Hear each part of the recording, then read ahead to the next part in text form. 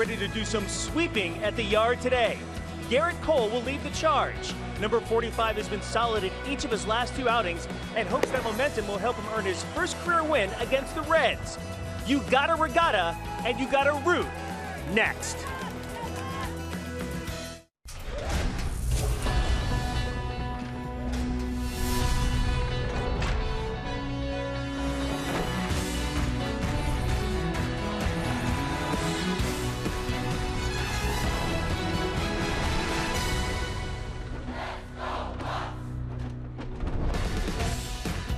There's a lot of festivities going on in the Pittsburgh area, and the Pirates hope to break out the brooms with a win today. It's the Pirates and the Reds here today from PNC Park.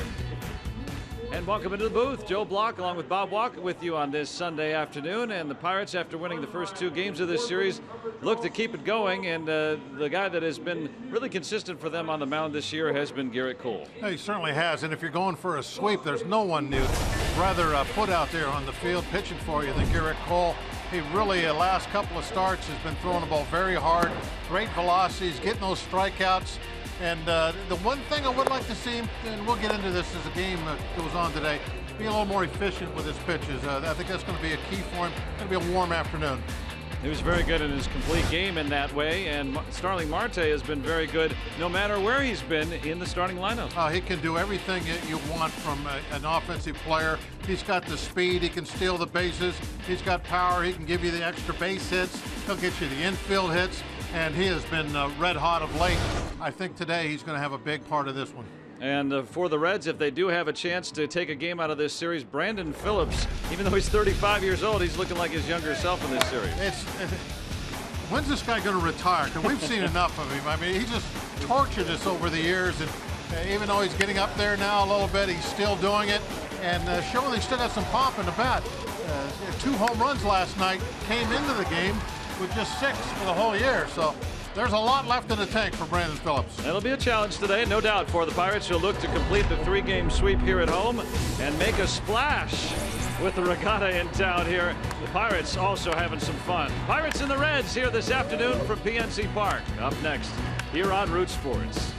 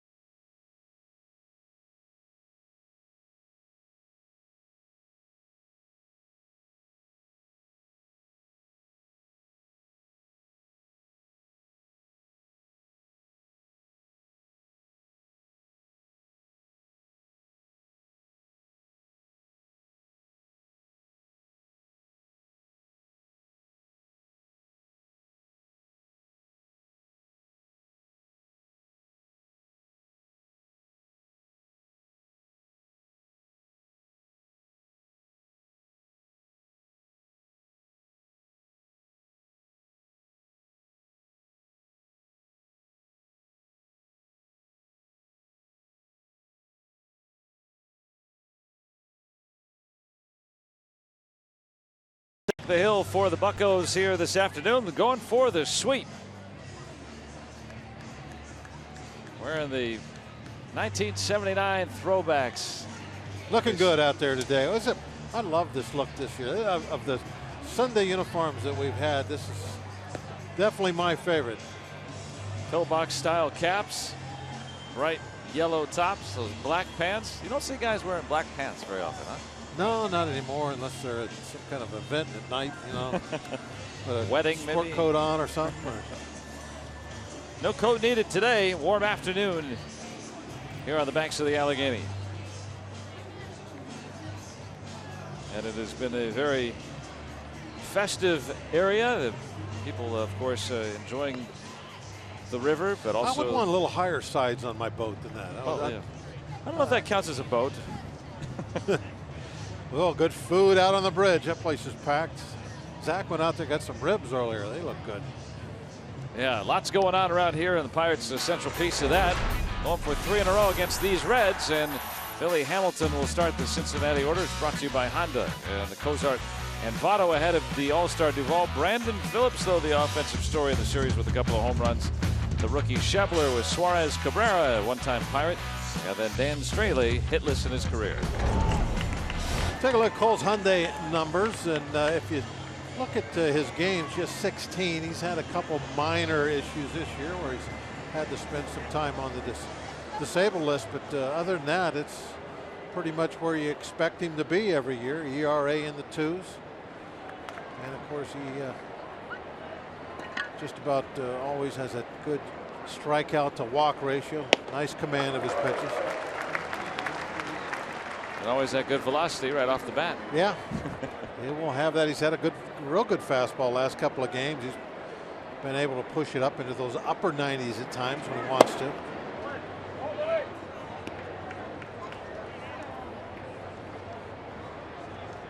Been a fast track the last couple of nights out there for the pitchers too. We've seen some hard throwers and some big numbers on the gun. Now the warm weather as we've moved into August. I was going to say Phillies hit 100 at least once the other night. Talk about a fast track. You don't want Billy Hamilton on base.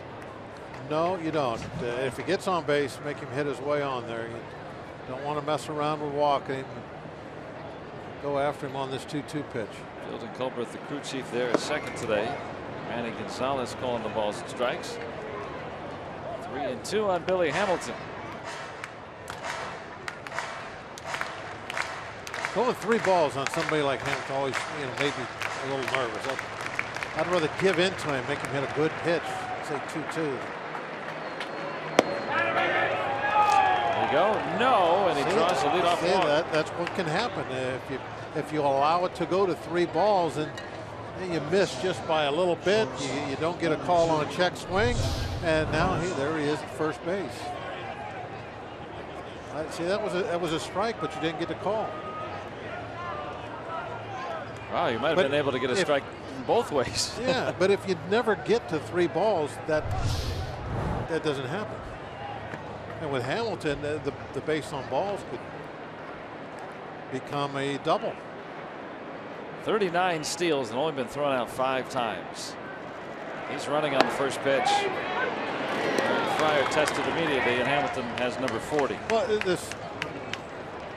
I understand they're trying something new with him over at first base, but I know, and the first time they did it, it kind of worked the other day, but now that he's seen it, he gets a huge lead when you don't hold him on.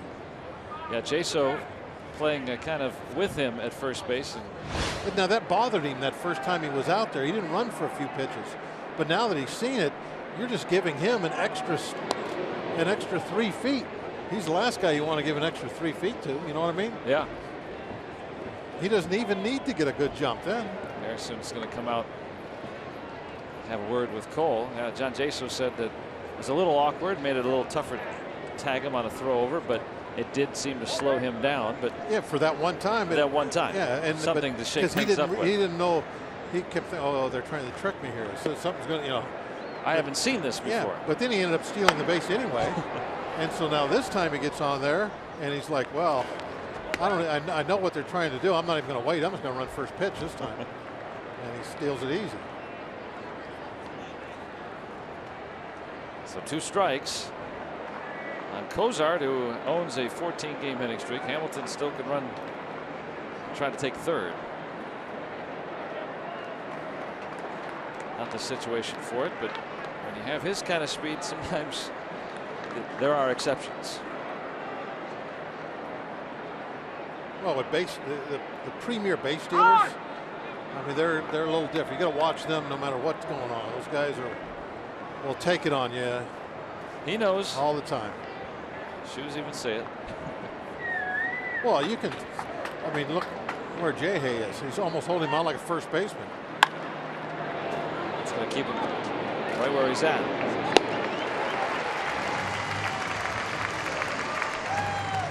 So now there with 1 out. So for the Pirates this afternoon, the Honda defense. Matt Joyce back out there as Polanco sidelined yet again today. Marte and McCutcheon join him out there. Gungan at third as Freese is out today. Mercer, Harrison, and Jaso. And Eric Fryer doing the catching. Jung Ho Gung with that magnificent double play that he started that really might have ended up saving the ball game. Yeah, that was you know, there's always a couple of times you can point to something. Oh, what a huge play in the game. That certainly was one of them. Got the 2 lead runners.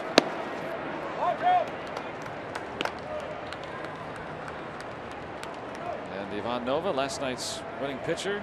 Look good. Except when Phillips was hit. Yeah.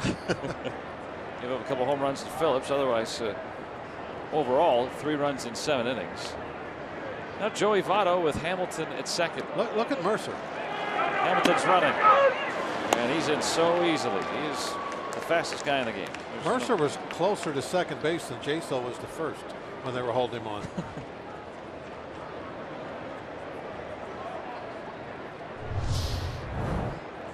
I think Mercer's almost touching the bag. And it was a little bit of a high throw, but it was a quick throw, and there's no right-handed batter in there, and still Hamilton ends very easily. Now they'll put the shift back on for Votto.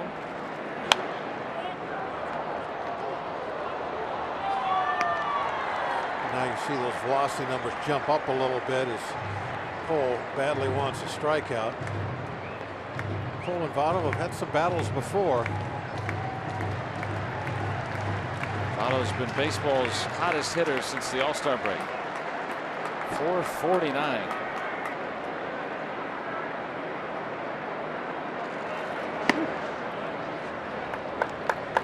Now this is a situation. This might be the guy that you'd least want to face in the entire National League. You know, you got 2 strikes on a guy. If you've got 2 strikes on him, I should say, in a sac fly situation, choking up on the bat the way he handles the bat. Yeah, he's tough. He can do pretty much what he wants. So he adjusts his style of hitting. I mean, he can hit like a leadoff guy, look for a walk. He can try and drive the ball. He does a lot of different stuff up there. You know, some guys, they're a type of hitter, and you know that that's what they're going to do every time they're up there. You certainly can't say that about Votto. He's a chameleon. He is a chameleon. That's very good. Look at our Barrel League leaders in on-base percentage. He gets on base the most. Second in the league in walks. A batting average soaring after that rough start. Choking up on that bat. 3-2. That's where I think you have to pitch him. You try to get him in, get in on the hands, because I mean, he's out over that plate. Look where his hands are almost over the inside corner. You have to put that ball up there. I think that's. And he doesn't have a lot of weak spots, but I think that's where he's going to least likely to hit you if you can get or hurt you if you can get the ball in his hands.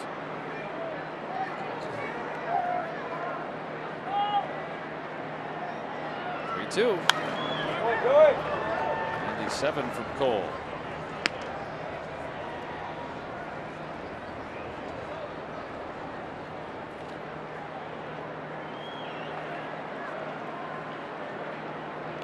Hamilton walked, stole second, stole third.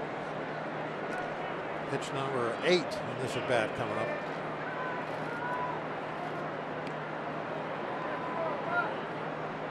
Another payoff from Cole. And that time he worked the walk.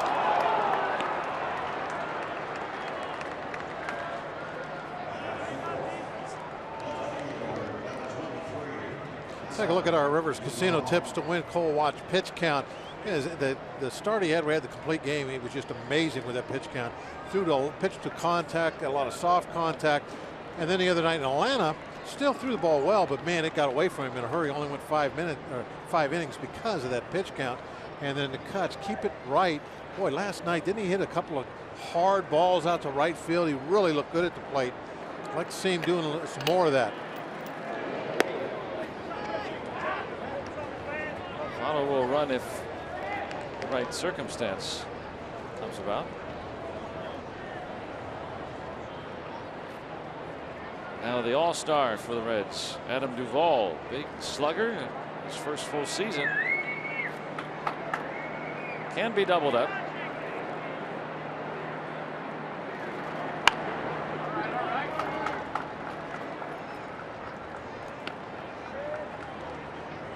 Only has grounded into 5, but not particularly fast.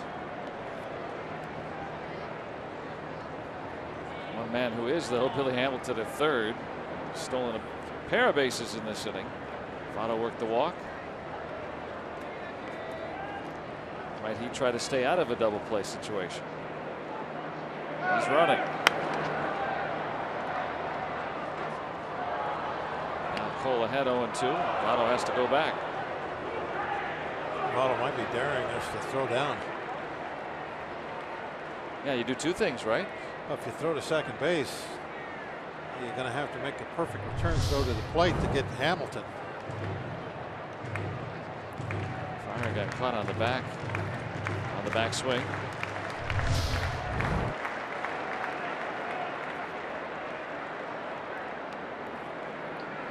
Two strikes on Duvall.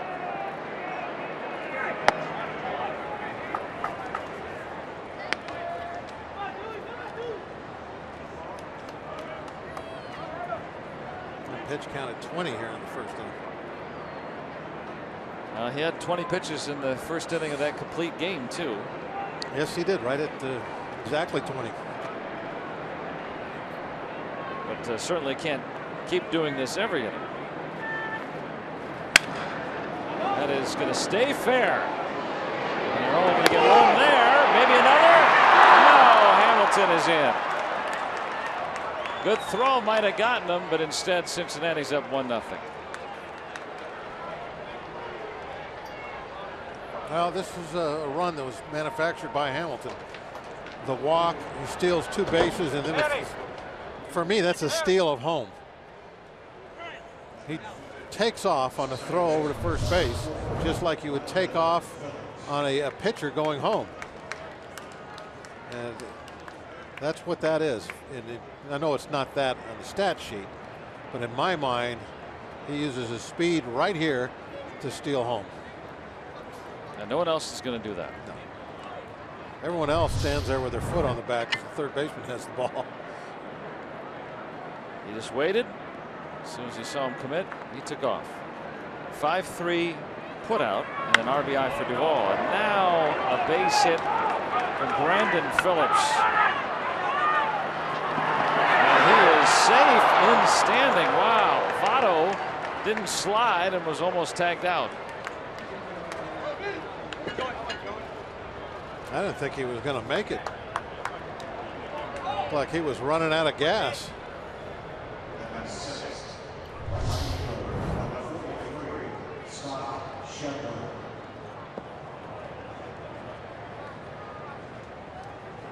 Well, if he touched the plate, he was safe. Hard to tell if he touched the plate or not. The umpire's staring right at it. Here, this will be a good view right here of it, I would imagine.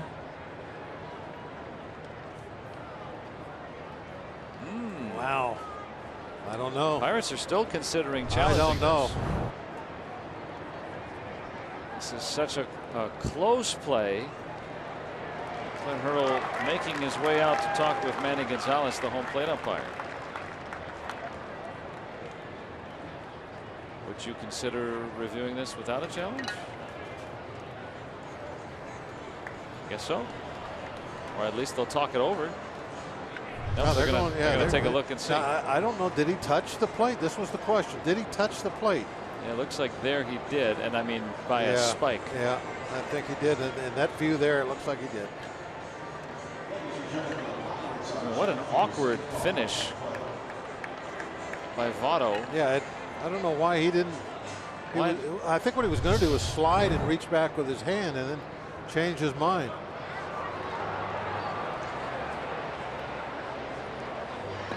Well, this is interesting. No, what's going on now? Going to go back to New York.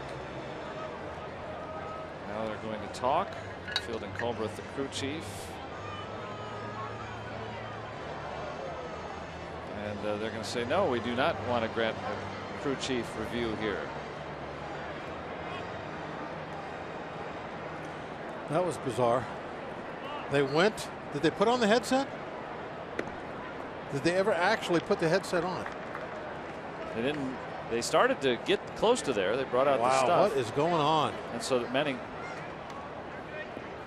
Well, yep. Pirates are not going to challenge this. They were looking for a freebie. And the umpires, Field and Culver say, no, they can challenge it if they want, but we're not going to grant them a crew chief review. It would be nice if there was some way for them to let us know that, because we're using our smarts to try and figure that out on our own. Like nobody in this ballpark, all these people right now are wondering what just happened. Yep. Yeah, maybe give the crew chief a little microphone.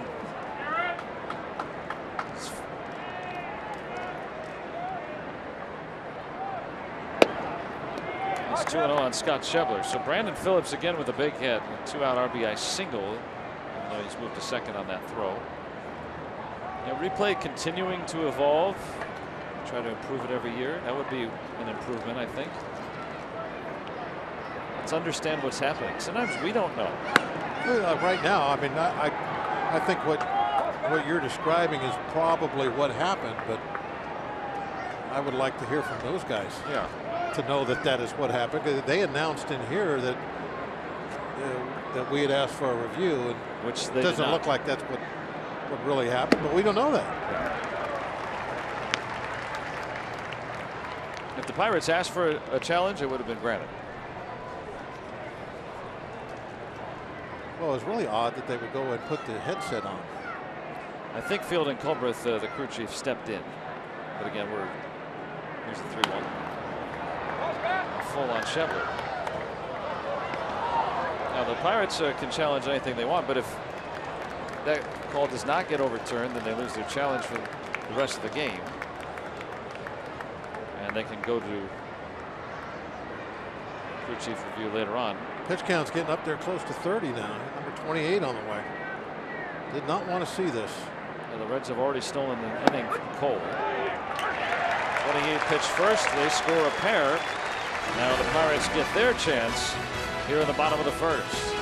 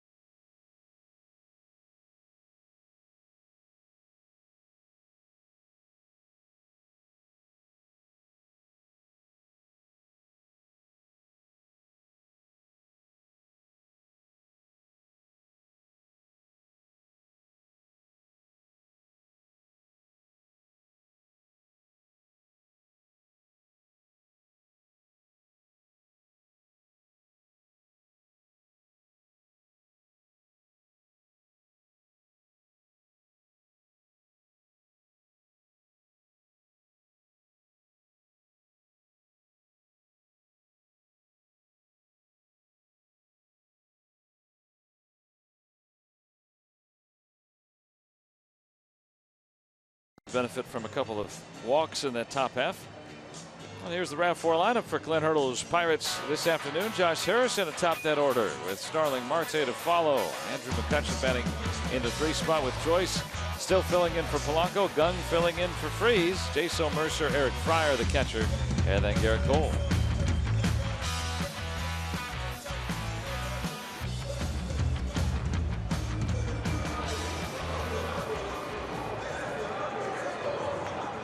Take a look at Straley's numbers. Everything there's looking pretty decent. Got a lot of innings up to 128. There's 23 games.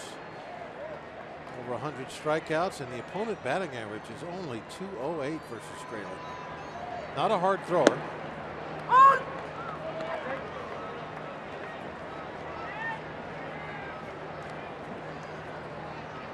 Pirates going with Harrison Marte atop the order for the 3rd straight day. Harrison retired. Start things. He did not want to be swinging at that pitch. Look at him. He's not happy. He got jammed on an 87-mile-an-hour fastball because it was way inside. Pirates have seen plenty of Straley. 3 times he's already started against him this year. Pirates and Reds prior to this series have not played since early May, so been a little while.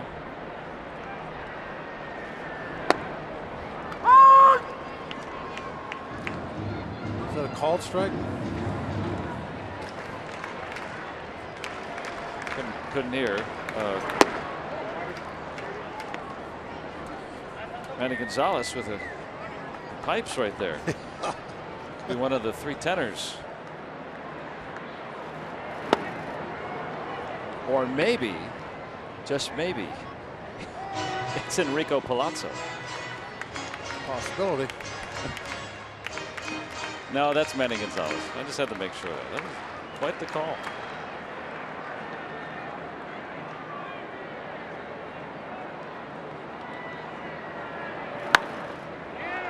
Guided out to right. Schebler gets the 2nd out. Now the Pirates, after that strike him out, throw him out double play in the 4th inning yesterday, have not registered a base runner against these Reds. Like you said, Bob, McCutchen swinging the bat pretty well in those. I really like the way his approach last night's game. He hit a couple balls out toward right field and really centered them up. They weren't like little flares out there. And it just reminds me of the way he looks when he's really hitting the ball well. And I know I've mentioned this a couple of times over the last couple of months where he's done that and it hasn't carried through.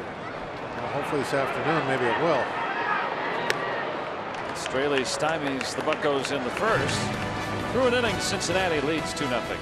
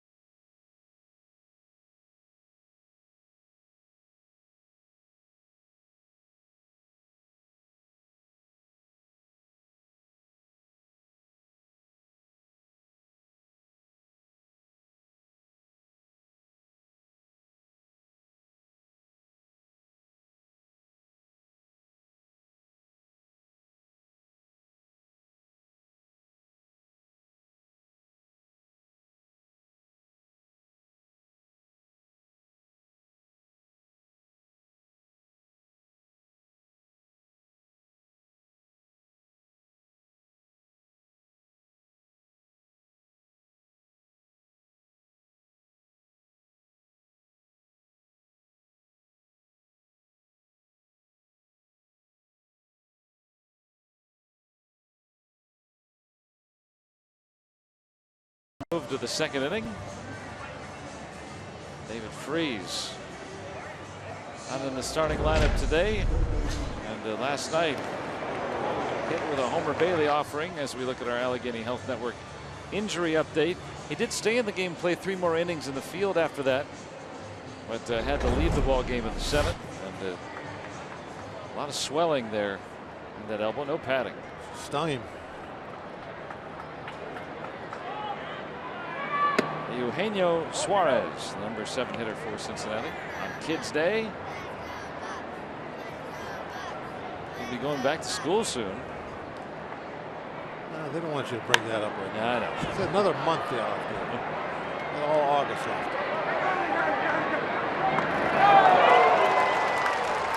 So almost overran it, but stuck with it.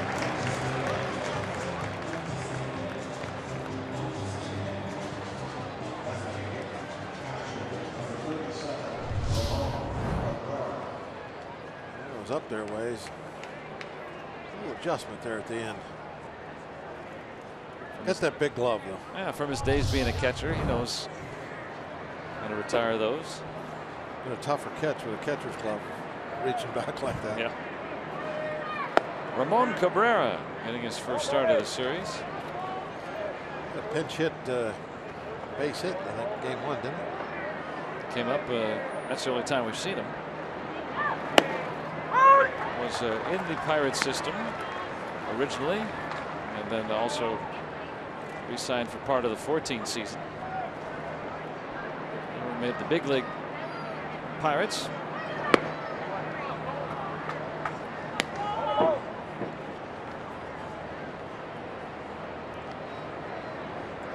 Finally cracked the major leagues last year with these Reds.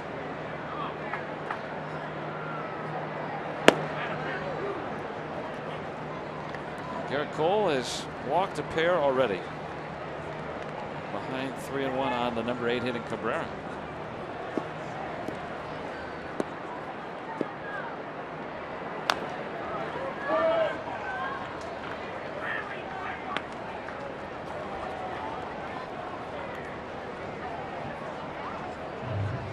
Pitch first inning.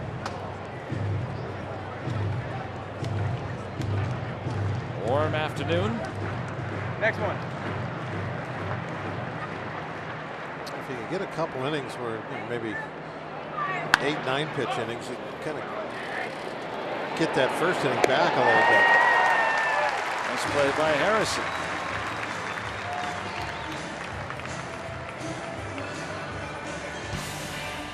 Enjoy your lunch on Thursday with the Bucks as they host the Padres at 12:35. One of the first 20,000 through the gates, you receive a Jung Ho Gung bobblehead presented by Hankook Tire. And you can go to pirates.com to get your tickets. There he is, over there at third base today. Here's Dan Straley. He's 0 for 35 in his career. How can that be? How are you as a hitter? 0 for 30. Just kind of like average for a pitcher, I guess. Yeah, 100 something. Yeah, started with a 1. Yeah. Well, started for the ones. Yeah. Had 1 year where I hit 2 something. Ivan Nova got his second hit last year. Well, last night. 3 years ago before that. 3 or 4 years before that. The American League pitchers don't see a lot of action. Oh, Straley's going to be 0 for 36. And Garrett Cole gets that 1-2-3 inning he needed. It's still 2-0 Cincinnati.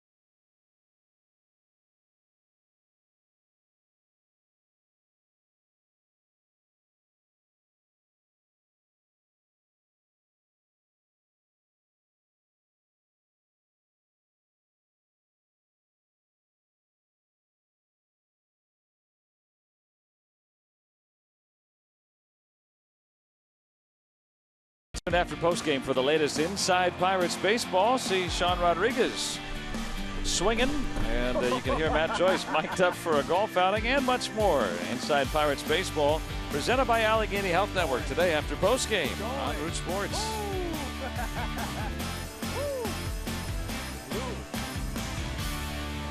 That was fun. They benefiting a lot of worthwhile causes for Pirates charities. You could see it was a little slippery out there that day.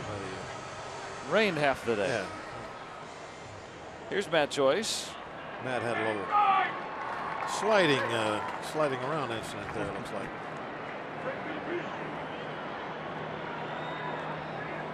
I don't know what it is about Matt Joyce. It's something always kooky's happened to him. Wait, no, that's you I'm thinking of. That's right. Out there to shallow center, went away. How's your bee stings? Oh, they're today? fine. Yellow Jackets, by the way. Yeah, Georgia Tech. Yep, Georgia Tech. Yeah. No, they're all right. That's less gruesome. Oh than yeah, it's not bad yeah. at all today. It's gotten a lot better. Okay, I'm actually in pretty good shape. Okay. Yeah.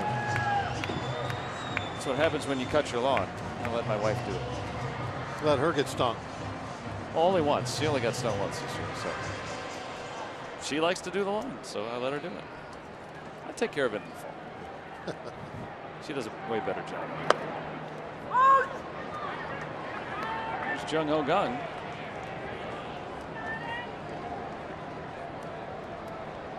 Home runs, but been stuck on that number for a while now. Hitting 174 since the All-Star break.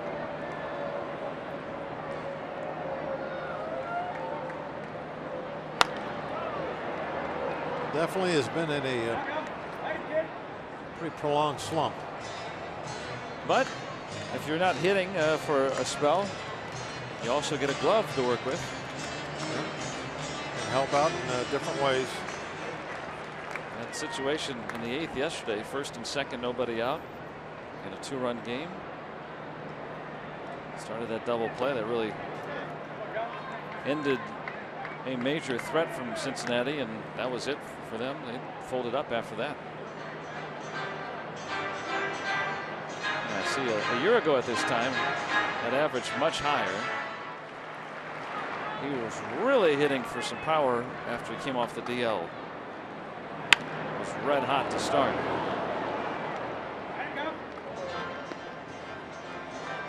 You know, when the season started, it was in my mind pretty much like he was going to be getting the lion's share of the duty down at third base. Pretty much going to be that everyday starter once he was able to prove that he was healthy again.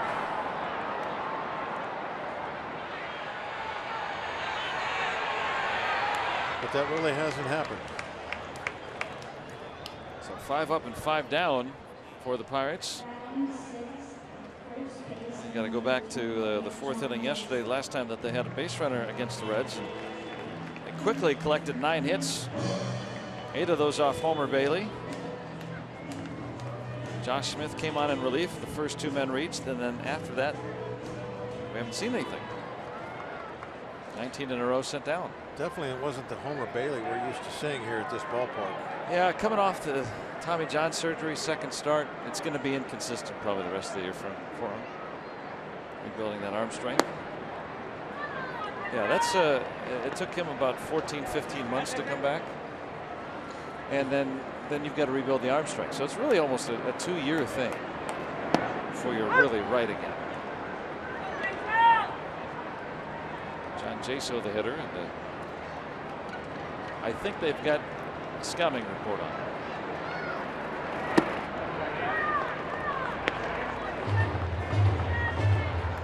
That's what's really interesting in this era of shifts here this decade is we see that second baseman for some left-handed batters camp out in short right, kind of like a softball game.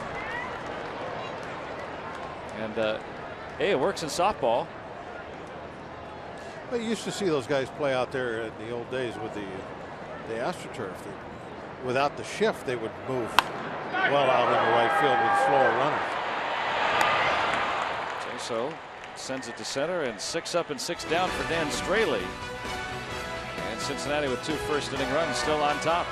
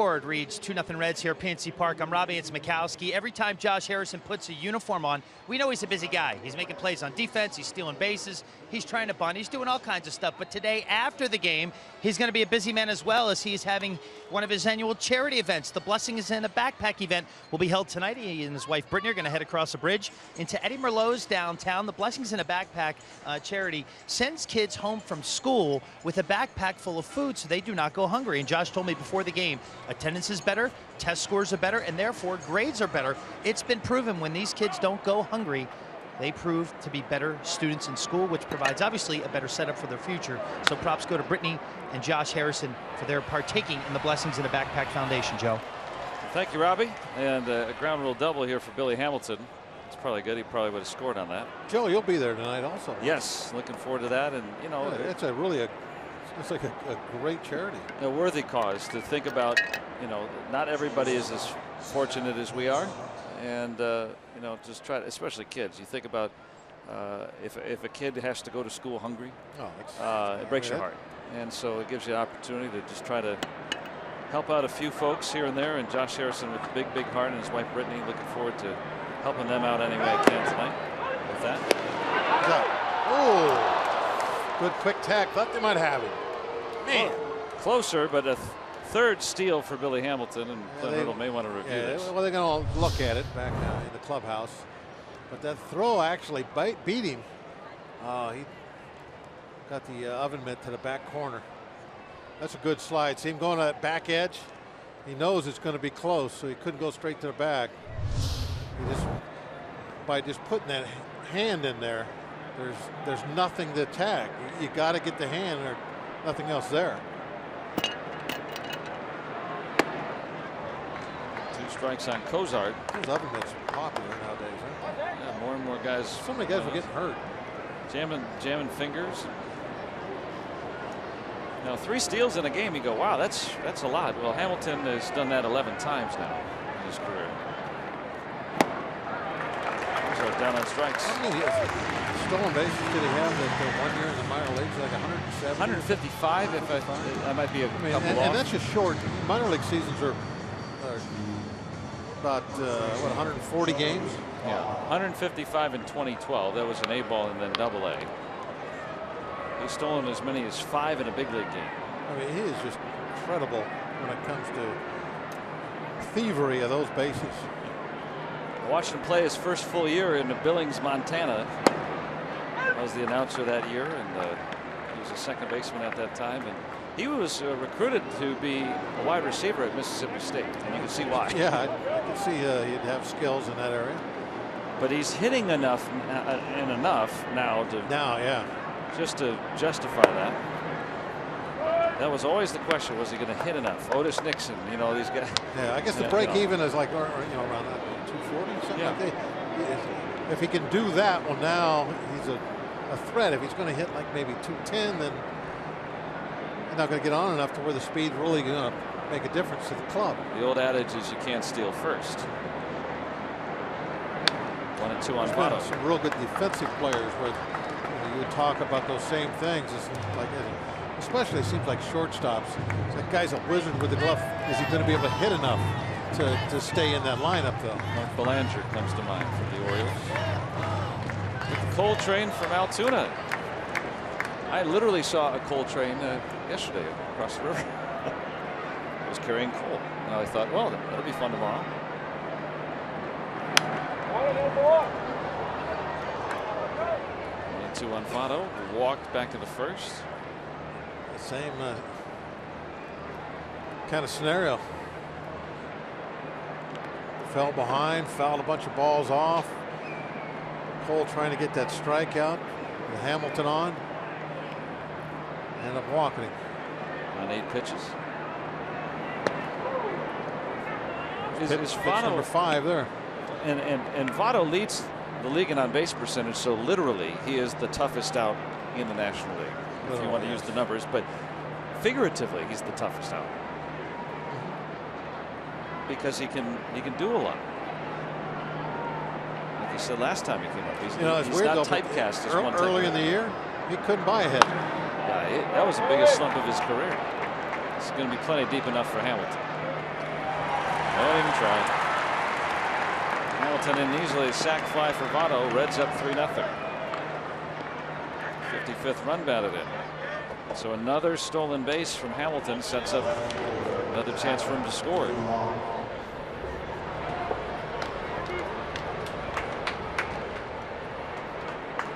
Hamilton 0 for 4 last night. Kept the havoc to a minimum. Been on base both times today. He's got 3 steals. Scored 2 runs.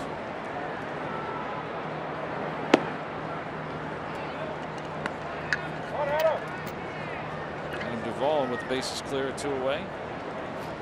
Yeah, Hamilton's getting on base about 30% of the time, a 300 on base percentage, which is quite low for a leadoff hitter. But if you could incorporate a lot of those steals into that, a lot of those getting on base are doubles. Yeah, essentially. That does not count in slugging percentage. He moves quickly on to second. The weighted on base average helps that. That's a great stat. Incorporate some of that in there.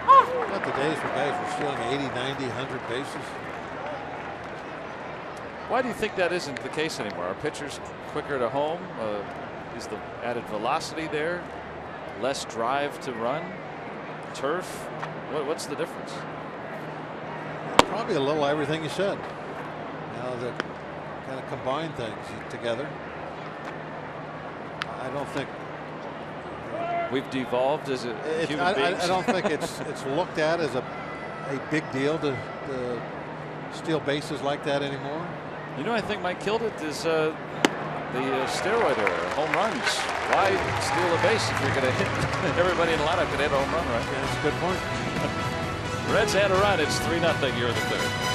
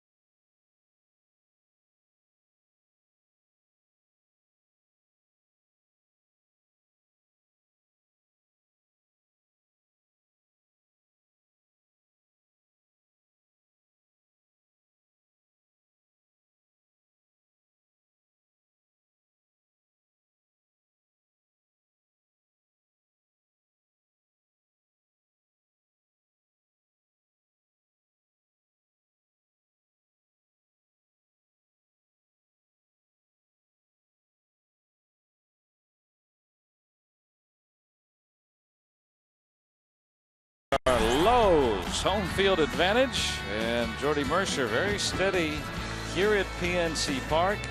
A .312 batting average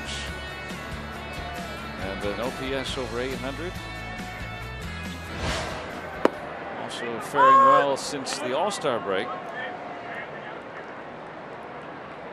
In the 4.12, he has been pretty darn good. Now, if he can get that average up to 4.12, then we'll really be talking.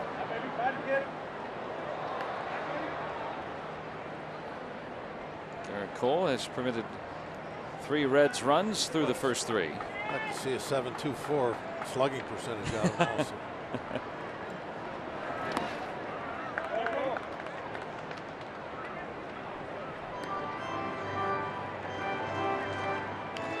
Mercer overall at .275.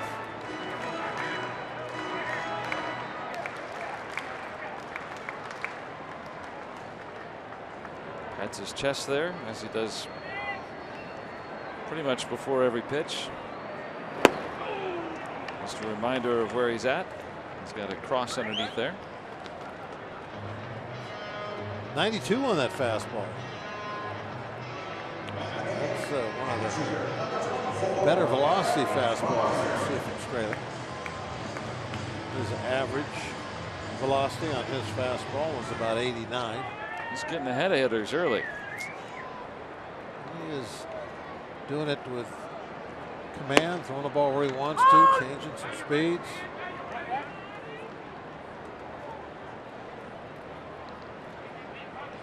Eric Fryer in there, Sunday afternoon catcher. Nipping the outer edge right there. Australia's had a fair season. Had a little success with the A's earlier in his career.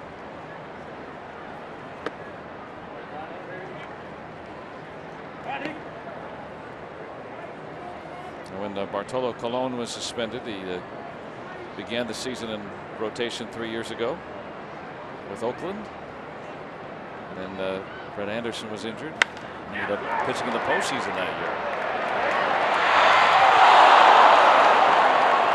Really? I haven't seen anyone in Cincinnati jump like that since Oscar Robertson. Well, he misplayed this about 3 times before he made a fantastic catch. He's still got a big O anyway. What an athlete. Always toughest play for the center fielder. That line drive is right over their head. They don't know which way to turn, and you're going to see an example of that here. Left, not right, no, turn back the other way. Look at our Allegheny Health Network Super Bowl. There he goes for the catch. Glasses come off. Pretty good afternoon so far for Hamilton. 3 steals, 2 runs scored. And maybe they'll put a chalk cutout in center field after he tumbled. Let's see if Garrett Cole can break up Dan Straley's perfect game. Right? For those who believe in jinxes, right? Well, I would have waited. Well, it's the 3rd inning. Waited an inning or 2 before I tried to drop a jinx on him. Yeah. Tongue firmly planted in cheek on that. You could do it too early, and the baseball gods are going to like say, okay, well, we're going to let him go for a while now. I don't want to anger Joe Boo. So 9 up, 9 down for Dan Straley. Billy Hamilton with a leaping grab.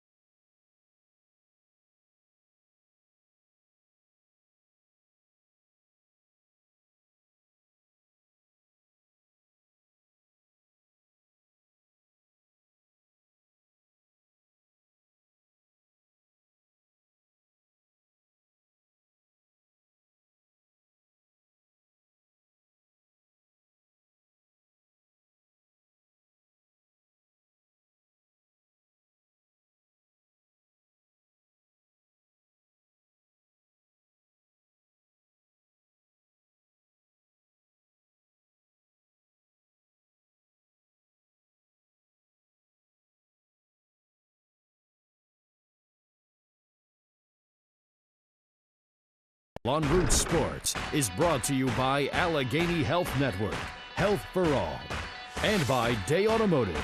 We're gonna make your day. Let's go Bucks!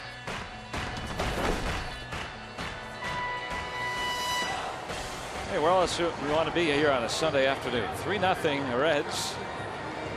I like that Pirate P on there. Those two have been the stars so far. Straley's retired all 9 men. And Hamilton, 3 steals, a pair of runs, and that Jordan-esque catch. You always want to thank those guys when they make catches like that. Michael Jordan played a little baseball. Yes, he did. Minor leagues. There's a birthday boy right there, right? Also, happy birthday to Shane Demchak, who turned 7 years old today. Hitting audience today.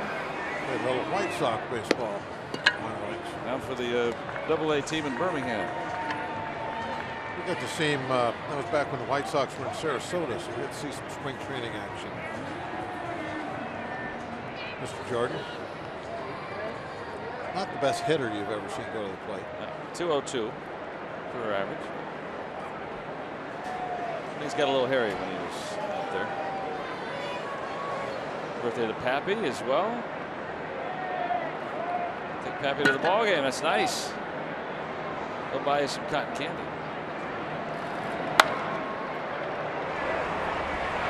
One pitch and 1 out from Garrett Cole.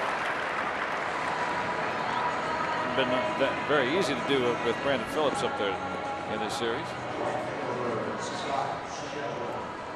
Okay, now you get your chance at a real quick inning. Take advantage of it.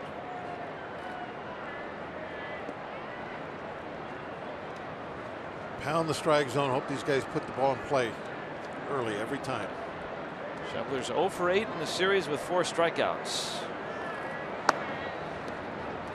Ball 1.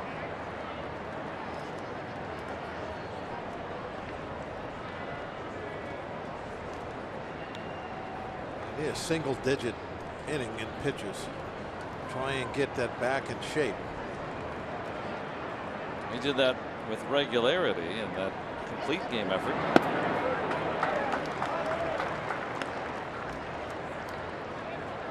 Two starts ago.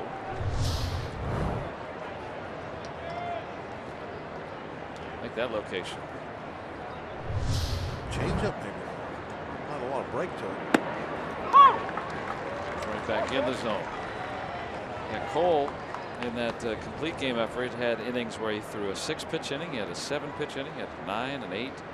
Another 6, another 9.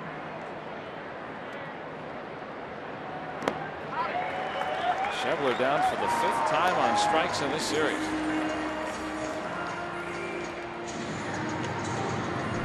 Okay, 5-pitch inning so far. Pretty good backdoor hook.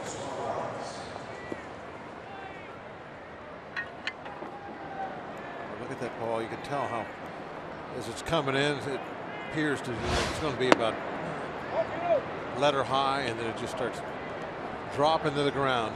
That overspin on the curveball.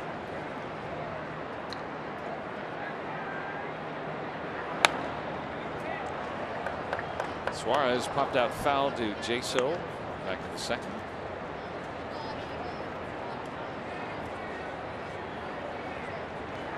Reds with 2 in the 1st, another in the 3rd. Pirates still looking for their first base runner against Dan Straley. Now that says 93 there, but that seemed to have some oomph on it. It was caught well. Definitely had some nice pop to that glove. Suarez very late on that. Throw it there again. This time 95-ish. There's your single digit. Oh, 99. Wow. 9-pitch inning as Cole retires the side in order.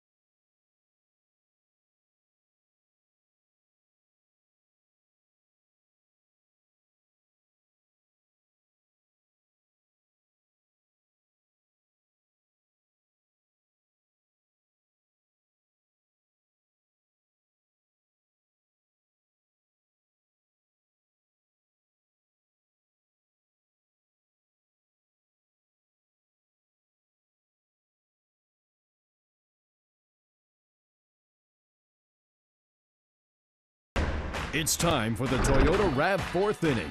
The all-wheel drive RAV Hybrid has performance that will make you rethink hybrid. Let's go Bucks! Pops.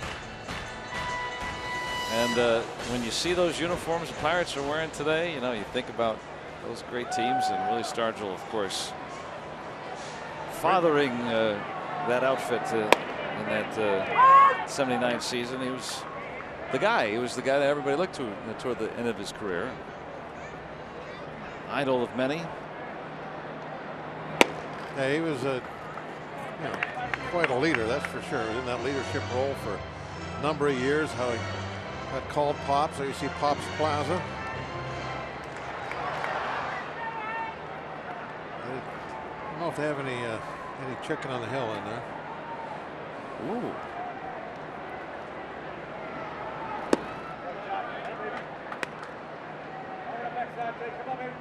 Yeah, a lot of folks wearing those. See the stars. Fullback style hats. Yeah, the Stargell Stars. You'd hand those out after games. I wish they were still allowed to put stuff on the hats. That was cool. That was instantly cool stuff. Not just in Pittsburgh, but everywhere. Look at our day automotive this day in Pirates history. Back in 1990, Pirates acquiring pitcher Zane Smith from the Expos. Moises Alou, Willie Green, and Scott Ruskin. Smith would go 47 and 41 with a low 3 ERA over 6 seasons. And a guy who didn't walk a lot of. It was really the key, well, not the key, but one of the key pieces to that run of 3 straight division championships. So you needed good left-handed pitching to beat the Mets, and the Pirates started acquiring those guys. Bringing Smiley along, and then Zane Smith. I mean, he meant so much to that starting rotation. It's all about the starting rotation, and he just really fit in perfect. Talk about a guy too that was efficient. You know, we're talking today about single pitch or single digit in pitches for an inning. I mean, he just sinker slider, sinker slider, sinker slider all day long. Pitch contact. Ground balls all over the place. Real quick. Would be nothing for him to throw a complete game in 2:15. His name has come up twice now in this series. Really? I was looking it up when Tyone had that walk streak going. He went four starts without a walk. Did Tyone? Zane Smith was the previous Pirates pitcher to go 4 or more starts without a walk. So Zane Smith very popular this weekend. And having to give up Moises Alou, but you get 3 divisions out of it.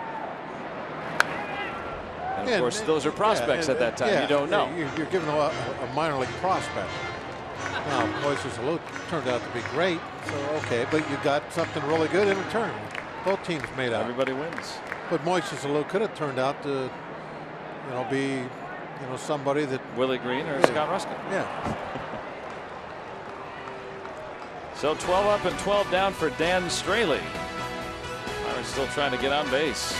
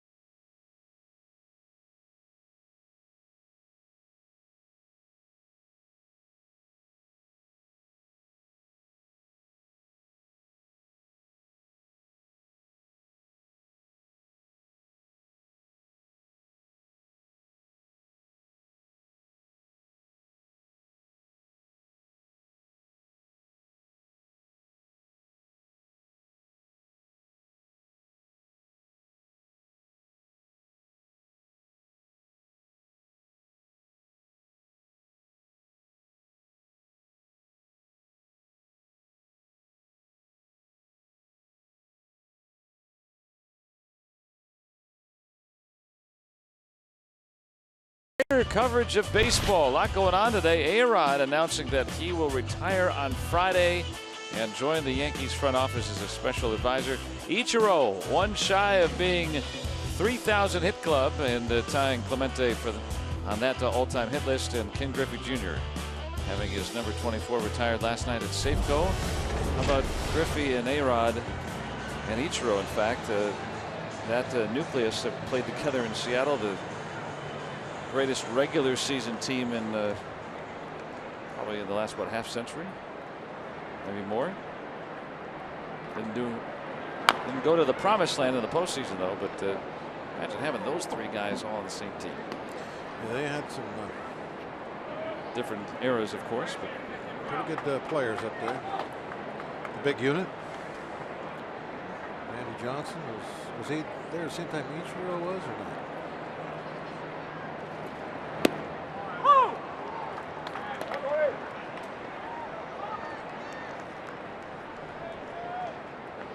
Garrett Cole, after that 9-pitch inning, the 8, 9, and 1 hitters.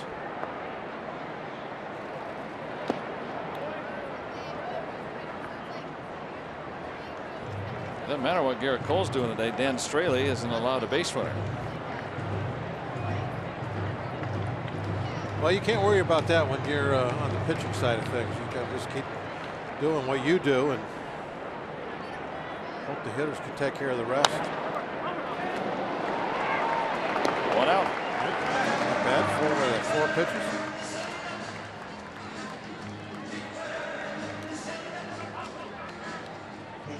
And since that ground rule double by Hamilton, Cole has retired them all.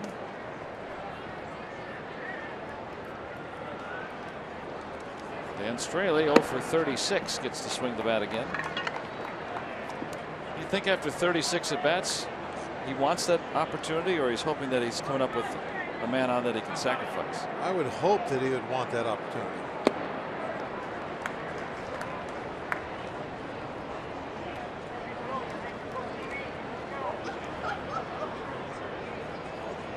Billy Hamilton, who's been on base twice, scored twice.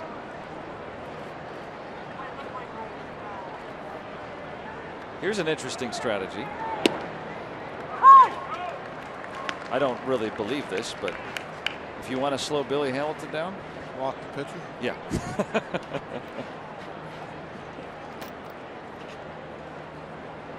I think you'll take your chances with Billy. Can't steal first. And a 300 on base percentage, so he would steal 100 bases every year if he got on base like Votto does, or even the Pirates' Matt Joyce, around 400.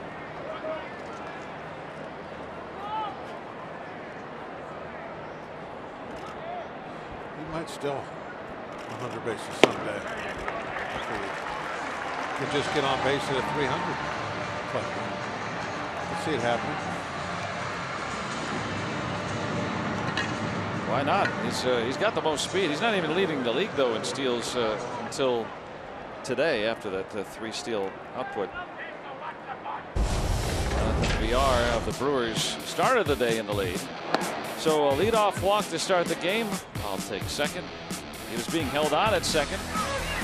Lefty batter up. He still takes third. And then after that double, moving on to third base. 3 swipes already.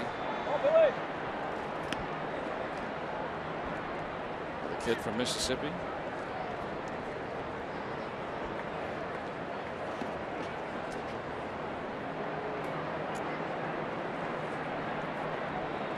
Eleven 3-steal games in his career already.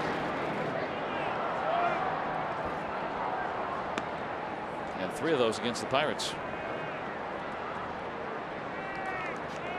He's done well against the Pirates through the years. This year, no exception.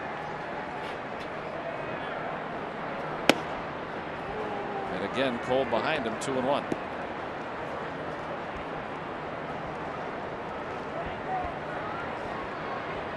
Doesn't have a lot of power, but can pull the ball out of the ballpark on occasion. Opposite way, though, that's what you want him to do. Get it into the air. Fouls out to left. And Garrett Cole has sent down 9 straight Reds. Pirates need a base runner, down 3.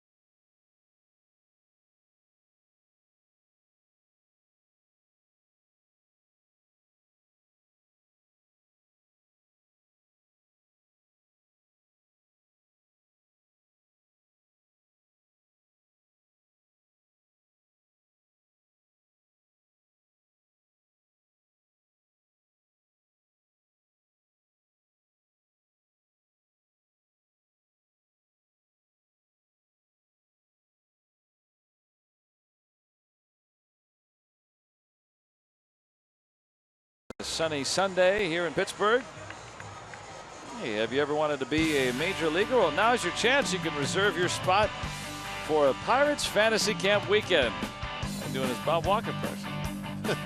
Here at PNC Park, August 25th, 26th, and 27th, you'll be captained by a former Pirates player. Get your own authentic uniform. Maybe even a seat next to Steve Blass. Right here at PNC Park. Call 1-800-BUY-BUCKS. Steve is definitely the king at fantasy camp. Keeping everything loose.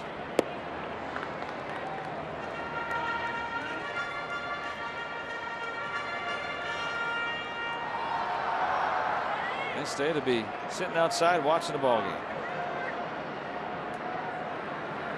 That choice deep to center, and there it goes. Joyce, first base runner of the day. It's his 12th home run. Oh, that one way out of here. That might have bounced down the back slope. Oh, there it is already. Terry's got it.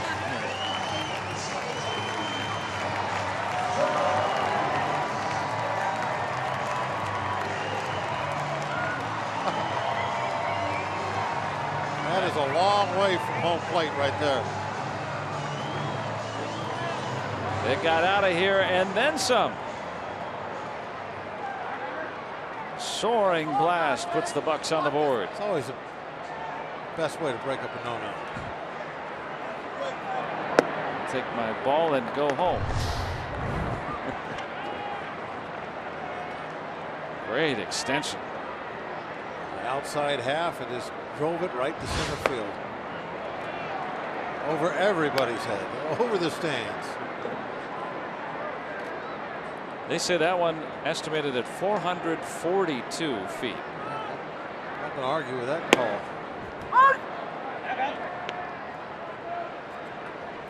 Joyce has hit as many as 19 home runs in a season, but that, of course, in his all-star season with Tampa Bay was as a full-time player. Joyce has 164 at-bats. You get at least 3 times that as a regular player. How many at-bats did he have last year? This is a base hit for Gunn. Yeah, just had to break the seal, you know.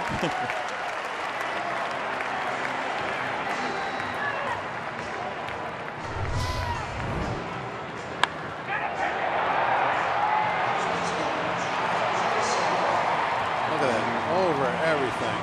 Everybody turn around. See where that one landed? A little surprise for the folks out there. There it is. Look at Terry. Look at Terry. He's trying to get the ball. Don't drop the camera. Oh, what a great shot that was. He held on to that camera. Now Jaso, Pirates teeing off Straley here in the 5th. But that's how far away this is. And this is Terry going for it. Those are fireworks.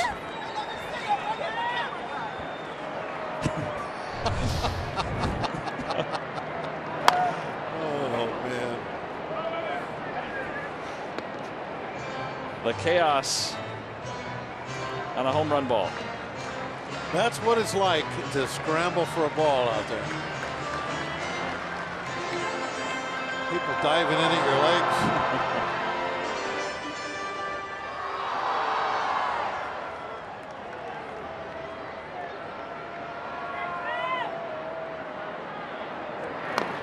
Joyce with that 12th home run. To answer your question, Bob, last year he had roughly another 80 at bats and only hit 5. His last year with the Rays, Joyce hit 9 home runs and he had almost 500 plate appearances. So Joyce very productive. Terry right there in good shape. Waiting for the next one. Oh, did he get stung? That's not all swollen like showing yours. The back of his hand there. Maybe it was swollen up.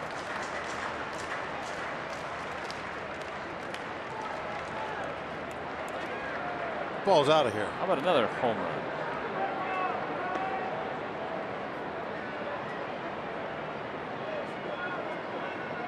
Jaso has hit 4.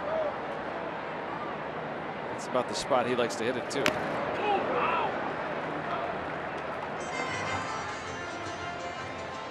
Well, that broke up 12 in a row sent down by Straley with an exclamation point. Young aboard at first after his single.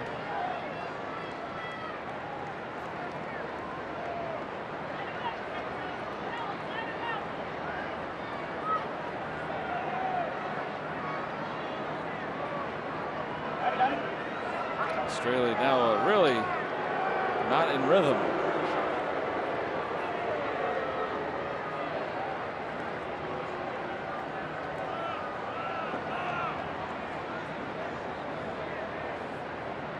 Something there he wanted to point out that he wanted to try different.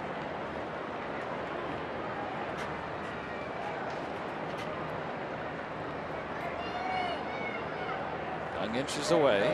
And he'll head on to second.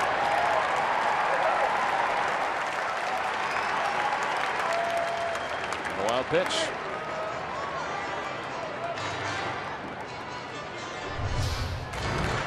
Well, obviously that didn't go to plan.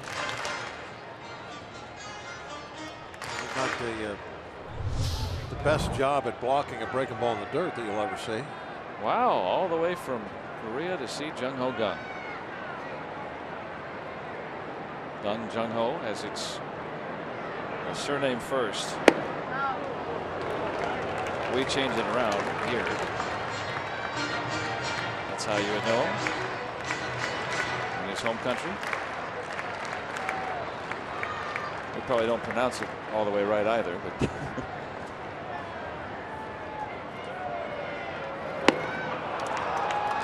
Jaso strikes out. Long at bat though, 8 pitches seen for Jaso, and that's the first out for Straley. Laboring on this warm afternoon. He was just zipping right along, and now already 16 pitches to get 1 out.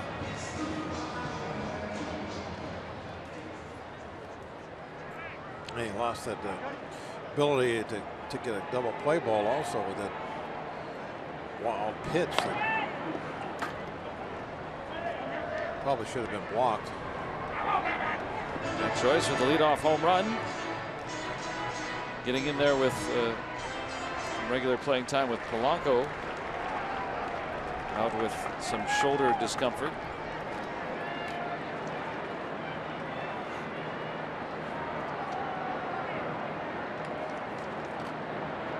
Joyce has gotten 6 straight starts now.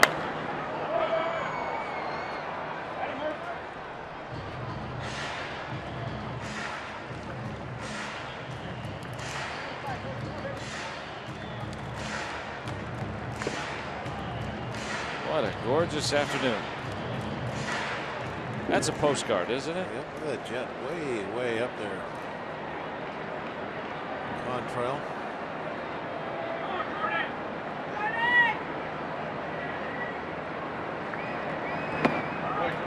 Now 1-2 on Mercer. Got back to the 3rd. Young's at 2nd with 1 out.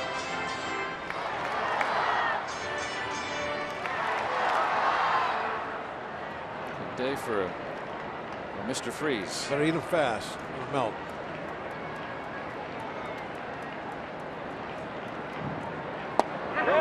Yep, Mercer couldn't hold up. Straley has fanned 4 Pirates today, including Mercer twice.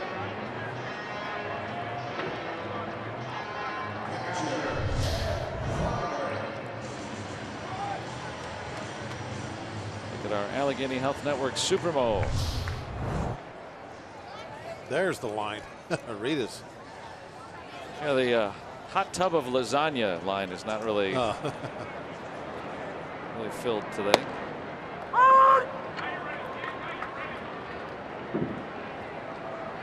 Eric Fryer. The Padres coming to town next. Yeah. Clutch 2-out RBI to pick up. He's done well in those situations this year. 4 for 9 with runners in scoring position. Not always an easy place to be hitting either with runners in scoring position. That pitcher's looking over the on-deck circle. Of course, in this case, there's also action in the bullpen, so even if you pitch around Fryer, you're not guaranteed to get Cole.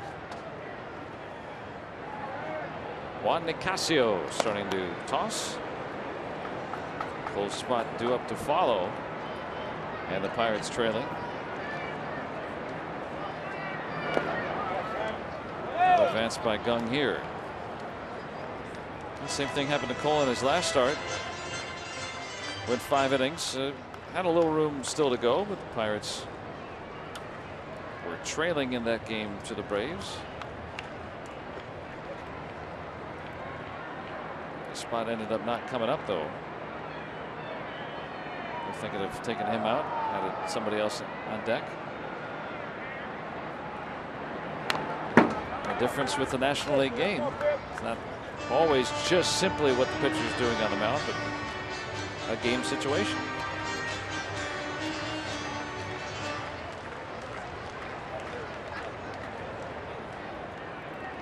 Cole out there at the moment.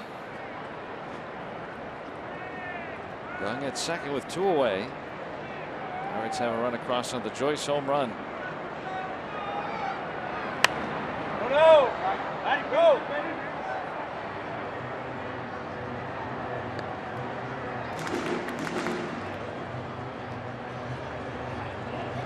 Cabrera in the first start of the series for him. And Joyce home run number 12. Leaving the ballpark with a big fly.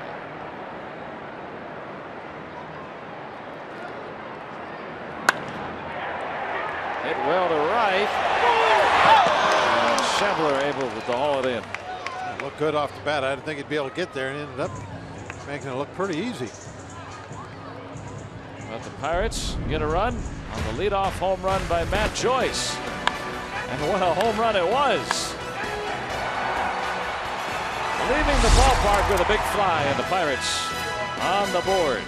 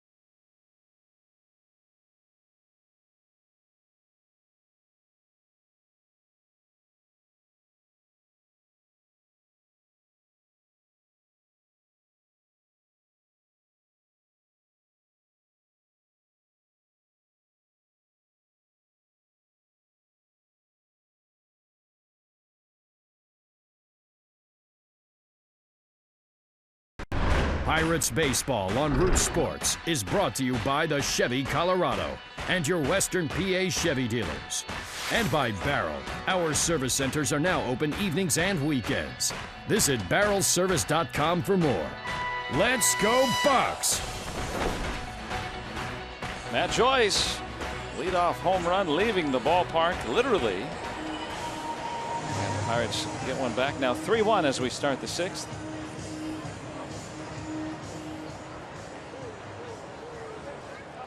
Garrett Cole, meanwhile, 9 in a row sent down. Cozart, Votto, and Duvall in the Reds order. 2, 3, and 4 hitters. Cozart hitless in 2 trips. He's got that 14-game streak going. Makes you think about Joe DiMaggio's all-time streak. 56 games. You'd have to put 4 14-game hitting streaks in a row to get there.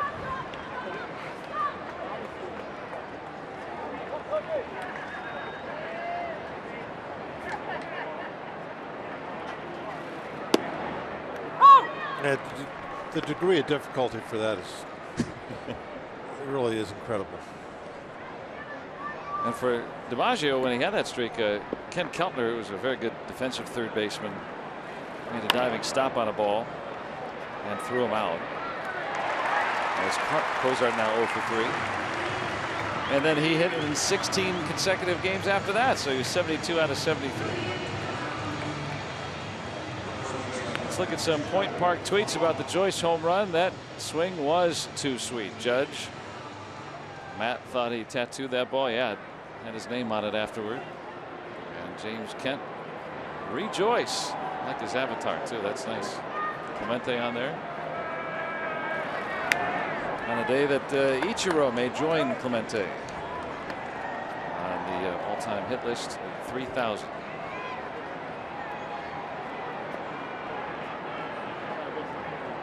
I was wondering, I'll be impressed if you know this off the top of your head, but I really doubt. What was the record before DiMaggio went to 56? I wonder what the record was that he broke. I know Rose got to 44, but that was afterward. 44 is the second longest. Yeah, I wonder what, what was the record when DiMaggio had that streak? And at some point he had to break it. It might have been 42, but I don't. Oh, so it really wasn't that much then. I have to think of who. I was wondering, like, was it the 20s or something? I think what was the most impressive stat that got blown away was when Babe Ruth hit 60 home runs. I believe his previous high was in the low to mid 20s in home runs. So imagine, someone hitting 150 home runs in a season. That was probably the one that blew everybody away. That literally changed the game. I mean, changed the face of the game. Like that, how could anybody do something like that? But I thought about the Rose hit streak when Greg and I went over to the old Fulton County home plate to do the open the other day. Yeah. That was where Rose had his streak in. It was right there at that home plate. Is that right? Yeah. 44 in 1978. Yeah, I think Larry McWilliams started that game, and I think Gene Garber was the last pitcher he faced. No hits. He had that kind of twisting delivery, the former Pirate. Both of them former Pirates. Yeah. Votto works his second walk today. So I have the answer for you. The American League record at the time was 41. George Sisler of the St. Louis Browns. So 56 wasn't at that time like, wow, nobody. It was. That's impressive, but that somebody had been in the 40s. Yeah, Ty Cobb also had a 40-game hit streak. Great Tiger. Great. The National League record spanned over 2 seasons at that time. It was 45 by Wee Willie Keeler. That was over 2 seasons.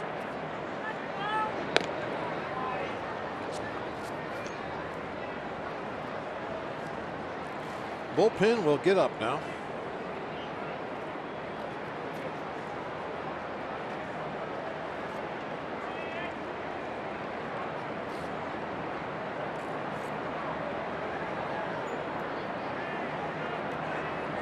Votto has stolen 7 bases, but doesn't often go.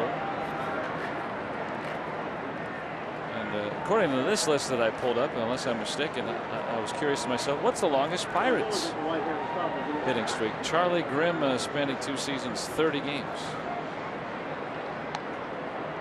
It's from Baseball Almanac.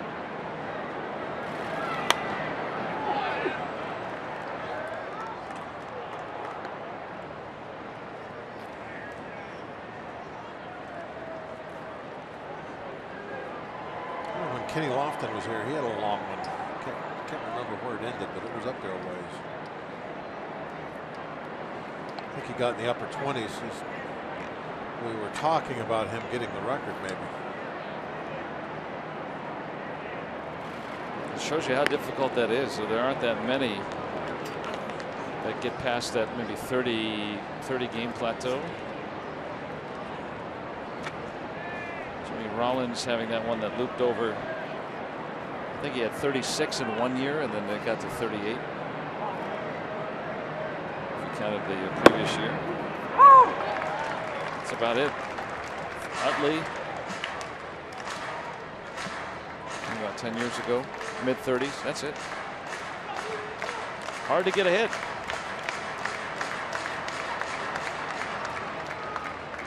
Duvall unhappy with that strike 2 call, and it was out of the zone.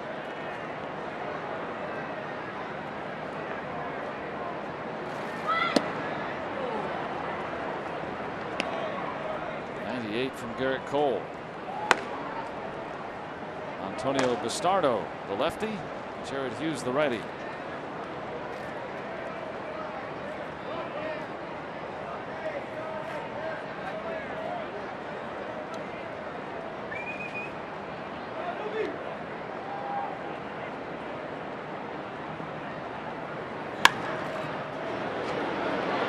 They got one. Tardy. Dan Potash has got a game break for us. Hi, Dan.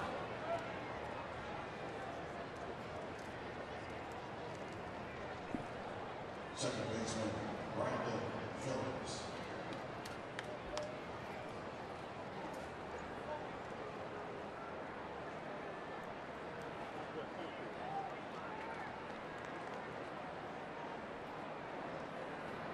So I guess beating the Braves isn't that easy. As the Pirates found out, dropping 2 out of 3 in Atlanta. Cardinals lost to the Braves yesterday. Yeah, you can't take anybody for granted. I know there's been a lot of talk of Pirates getting into the soft part of their schedule, but it doesn't matter where you're at.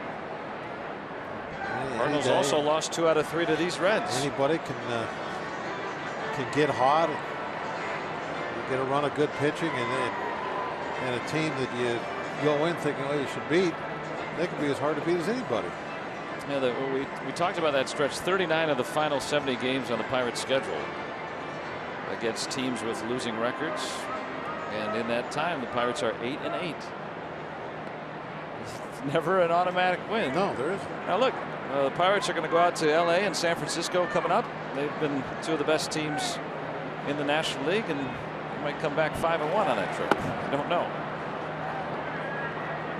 Then we forget about the 1-5. The Cardinals having their tough times as well with some of the teams near the bottom.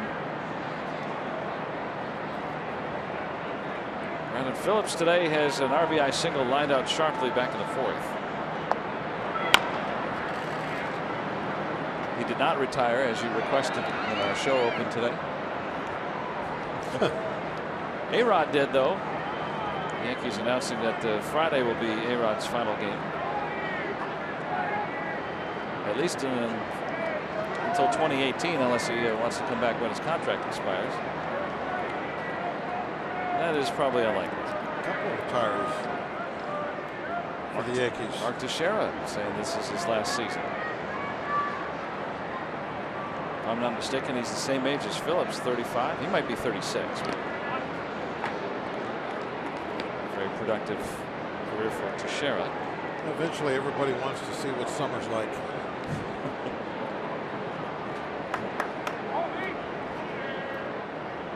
We were talking not that long ago. You were saying that, talking about 4th of July, last time that you weren't at a ballpark. Yeah.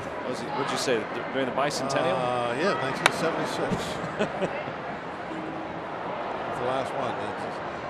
That was 40 years ago. Yeah, went to play in the minor leagues in '77 and been at a ballpark ever since. Yeah, that's just. So a lot of these guys, you know, they just, you ask them what are they going to do. Well, at first they're going to go home and they're going to see what it's like not to have to go to the ballpark, and then a lot of them want to go to the ballpark. Yeah, they try to get back into coaching or something like that. Delayed steal, and it worked.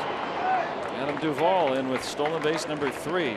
The delay is you're trying to steal on an infielder. Reds have collected 4 steals today. Now the pitch is coming down. Yeah, 3 shuffles and then you go. And what happens is nobody yells because you didn't break right away.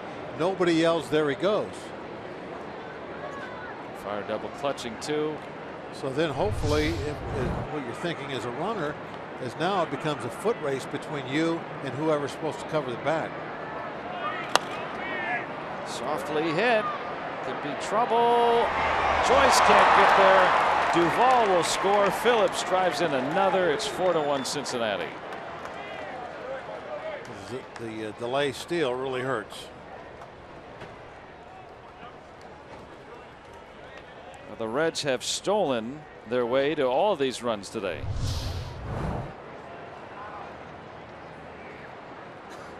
Just off the tip of the glove. All of the runs set up by stolen bases. Another important thing with that delay steal, you do it with 2 outs. Infield is always back on the edge of the grass with 2 outs. So they have further to run to get to the bag. You got a better chance of beating them there. Garrett Cole's day is done. Cincinnati leading 4-1.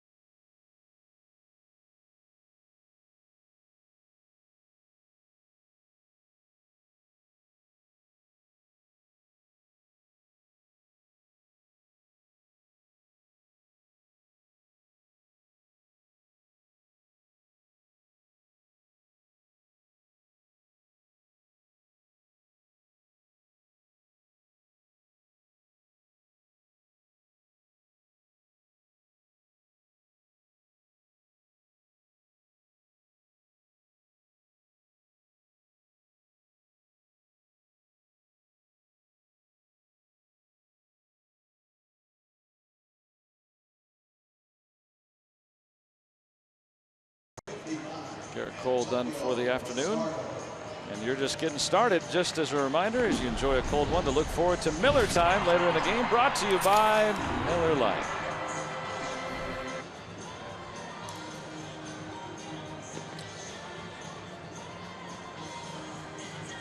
Well, all the runs today yielded because of the stolen base. Hamilton with 3 and then Duvall. Our Achilles heel. Duvall with the old school steal, delay. Cole gave up 3 hits today. Antonio Bastardo's numbers. And one thing we always look for with Bastardo, last year we saw that was he throwing strikes.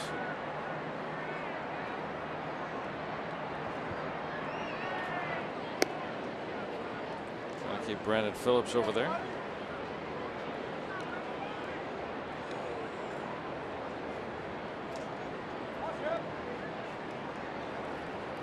Scott Schebler has struck out both times today. He's 0 for 9 in the series. Garrett Cole's struggles against the Reds continue. Just you know, he only gave up 3 hits today, but the 4 runs. Cole coming into today 0 and 5 in his 7 starts against the Reds. And the ERA over 5.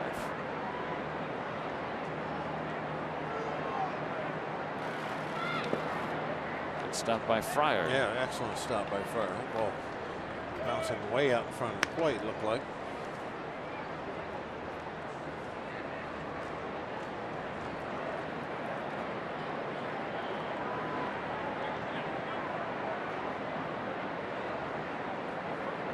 It's Phillips over at first with 2 away.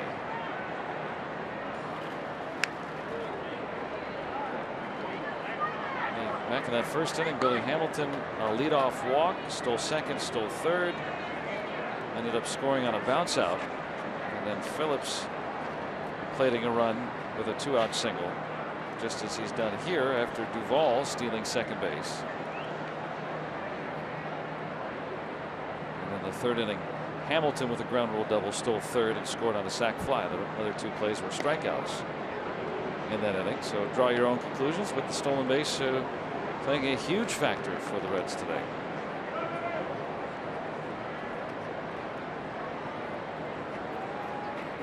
Ryan Price, next pitching coach. This one will hook foul.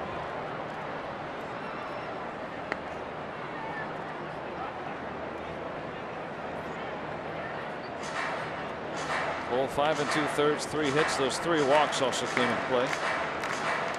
6 strikeouts. As his pitch count hit 99.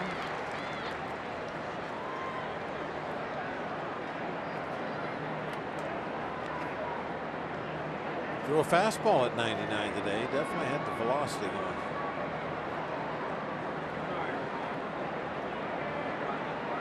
Bastardo taking lots of time. Yeah, he's definitely kind of slowed the pace down here a little bit since he's come in the game.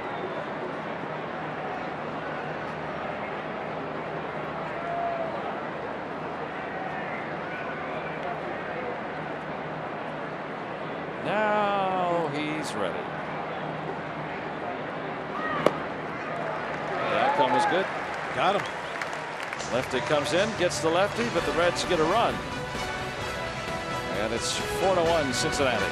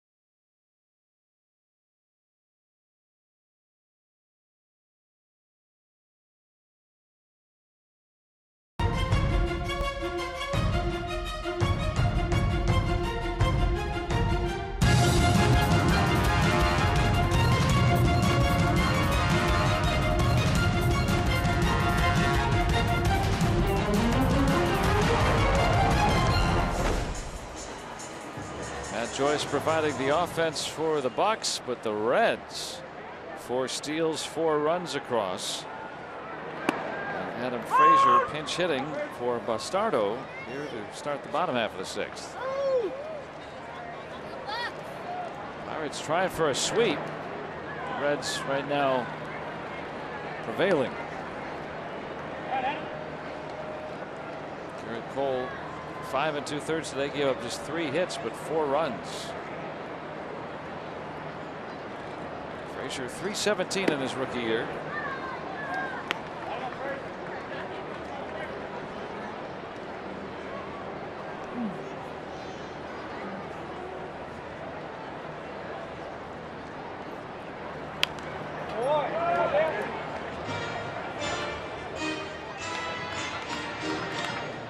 For 6 as a pinch hitter too. He hit a home run, a go-ahead home run. Brandon Phillips has driven in a pair of runs again today. 2 home runs yesterday. Today 2 two-out RBI singles. Billy Hamilton has stolen 3 bases and scored twice. The steal is really the factor. It should be a turn back the clock for the Reds as well with all the stolen bases today. Even Adam Duvall getting in on the mix. It's like watching Joe Morgan, huh? Yeah.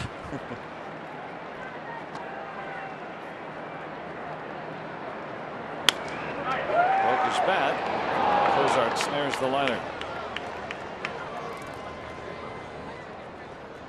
The Pirates have had 2 base runners today against Straley. Joyce leading off the 5th with a home run. Gunn quickly followed with a single. And that's been it.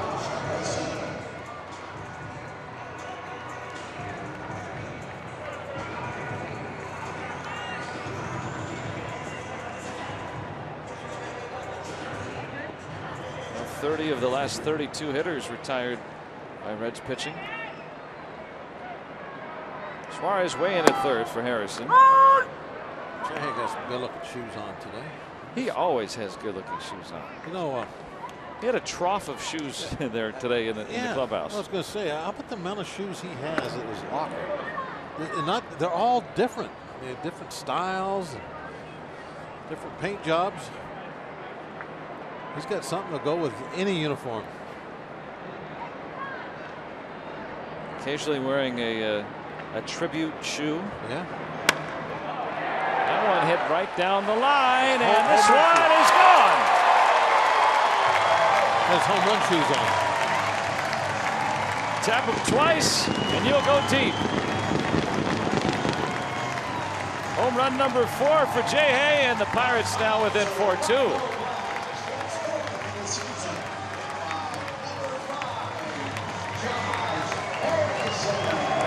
Down and in, just dropped the head right to the baseball.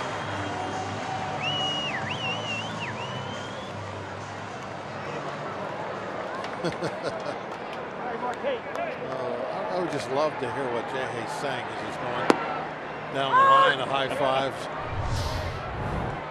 A little down and in pitch, change up maybe 82 mile an hour.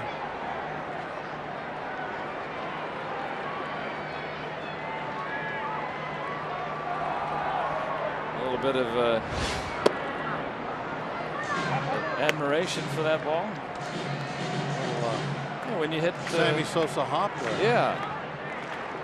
When you hit a few here and there, you got to be able to admire it when you do, right? I think he knew it because he pulled that ball down the line. He knew this was out of here. We'll put a little pep in your step. Pirates getting their runs on the long ball today.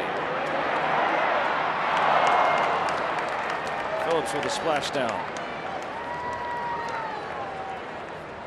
He's always making it look fun out there, doesn't he? Yeah.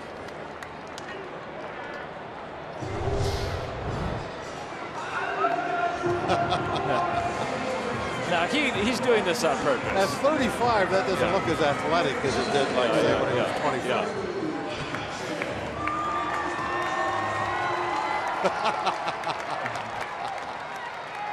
It's 8-point now.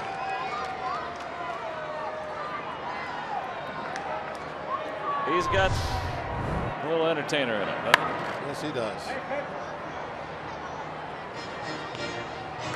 You're in field and Culver likes that, right? Yeah, why not? He rated that a 7. Phil was. How'd you catch that ball? No way you caught that. I thought that ball was in right field for sure. He's no Mark Spitz on that dive, but still plenty of fun for us. Yeah, you're not making the Olympics.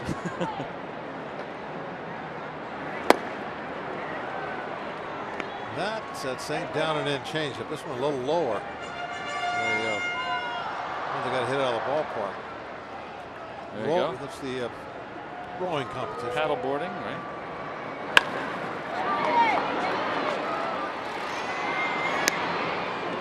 McCutchen 0 for 3 today, but Josh Harrison with a home run. And the Pirates pulled it within 2.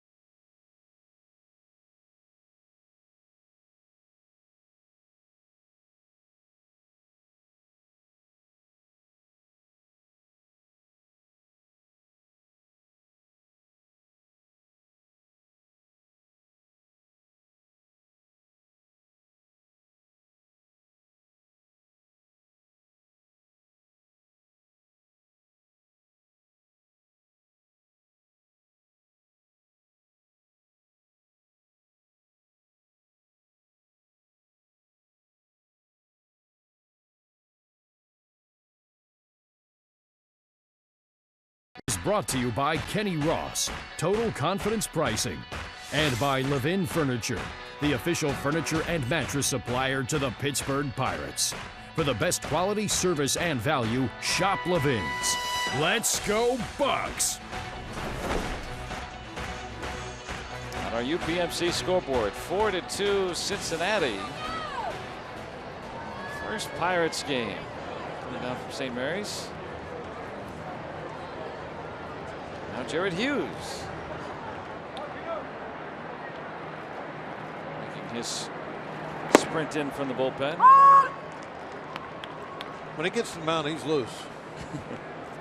Just from the run. Likes to get his heart going. That'll do it. There's no more bullpen cards, so you have to make your own way in.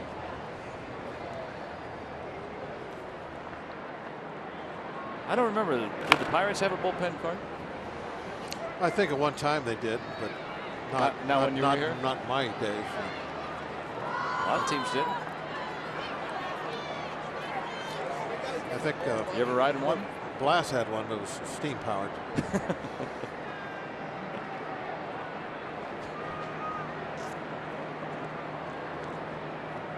There he is, driving the old paddle wheel in from the bullpen, right? That's why I paid the start. I'm thinking I think I did ride one in some place. I think it was Shea Stadium. I think maybe they had. Yeah, they were one of the last ones to have them. Montreal had one into the 80s, later 80s. Last team to use it was the Milwaukee Brewers in '95. That was the last time we saw a bullpen card.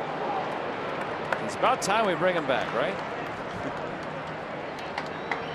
I don't know if that one's going to really go over very well. Suarez aboard on a leadoff single. Take a look at some more Point Park tweets. Jay Hay with the home run. Boom. Colin with his call.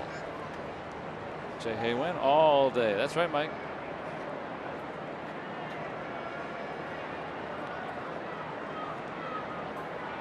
He looks like a natural in those throwback uniforms, doesn't he?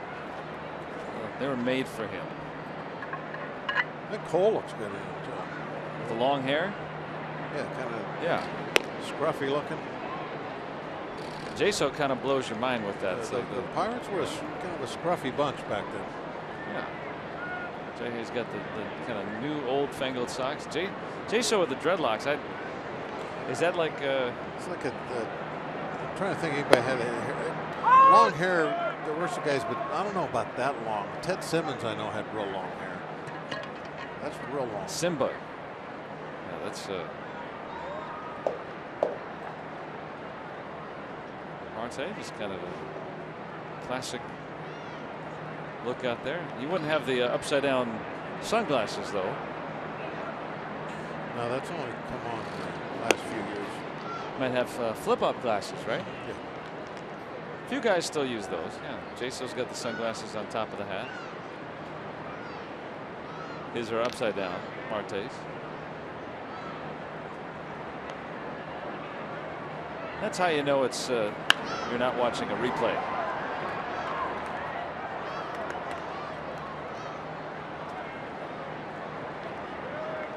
The shoes are different. They were all black then.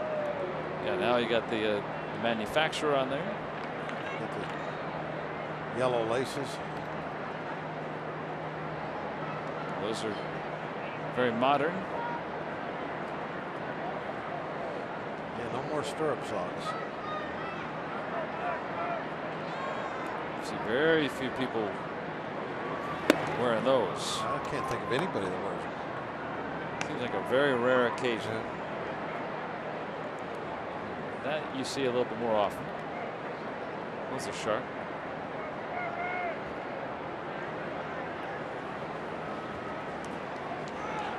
And now a whole new generation.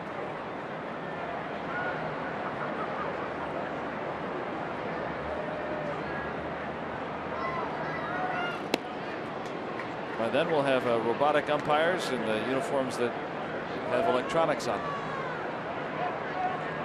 You hit a home run and you'll see like fireworks on your uniform. There'll probably be advertising on the uniform. Sure.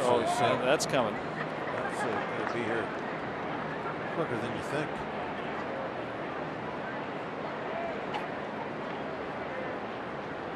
You look back and they'll have their 2016 throwbacks. There's no electronics at all. There's no just stitched lettering. We are a Pirate family. I like that. Takes a lot of time to make those signs. It's nice when people make a nice sign and bring it out to the park.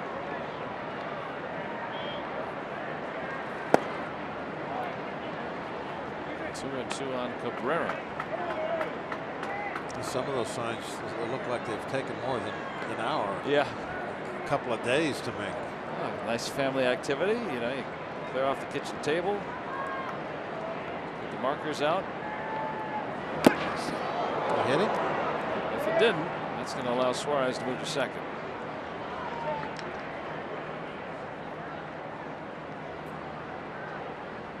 I believe that'll be a wild pitch.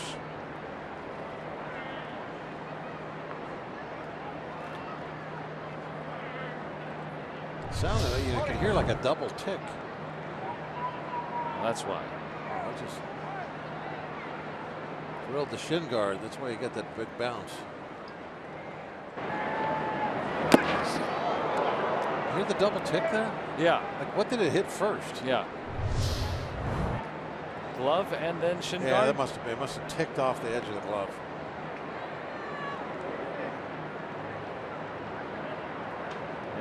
Rare would be the pitch that would hit a shin guard untouched. 3-2. In the air with Suarez tagging.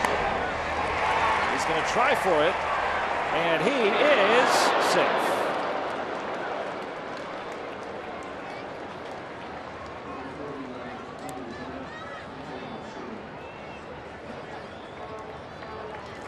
So Cabrera, a productive out. Yeah, that's just when you want to take a gamble. As one out, and plus you got a nice lead, so you can do some things like this. Don't worry about it too much. Throw just a little bit to the home plate side. And by the time Jung Ho made the catch, brought the glove back, Suarez was coming out of his pop-up slide. Pirates will bring the infield in.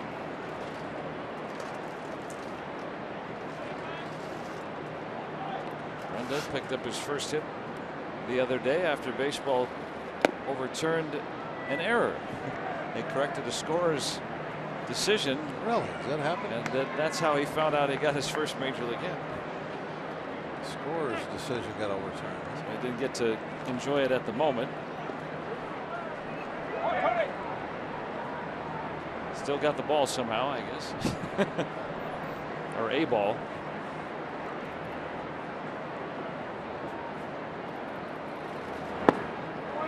And he's ahead in the count, 2-0. And here's the former Red, Curtis Parch. He's called up beginning of the series.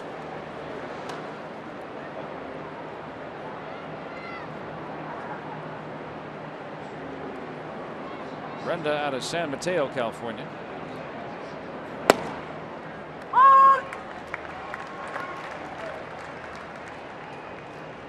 That is college ball at Cal, and drafted by the Nationals, traded to New York, the Yankees, and then they're part of the Chapman deal. Coming over to Cincinnati.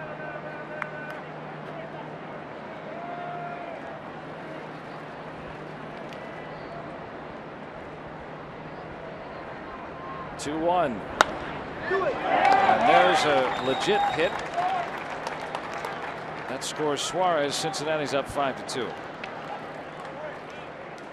And Robbie's got a little bit more about Renda's saga with that hit. Yeah, so he just had a traditional hit right there, and you just told the story a moment ago. Matt Adams fielded a bunt that was meant to be a sacrifice, threw it away. Turns out it was overturned. But the fact of the hit is we're going to look at it right now. So originally, his intent was a sacrifice. Adams throws the ball away. It's ruled a hit. He found out Friday morning when he woke up in his Pittsburgh hotel room that it had been changed from an error to his first big league hit. Now, he ended up keeping the ball because it was his first big league at bat, thinking, okay, I'll at least have that.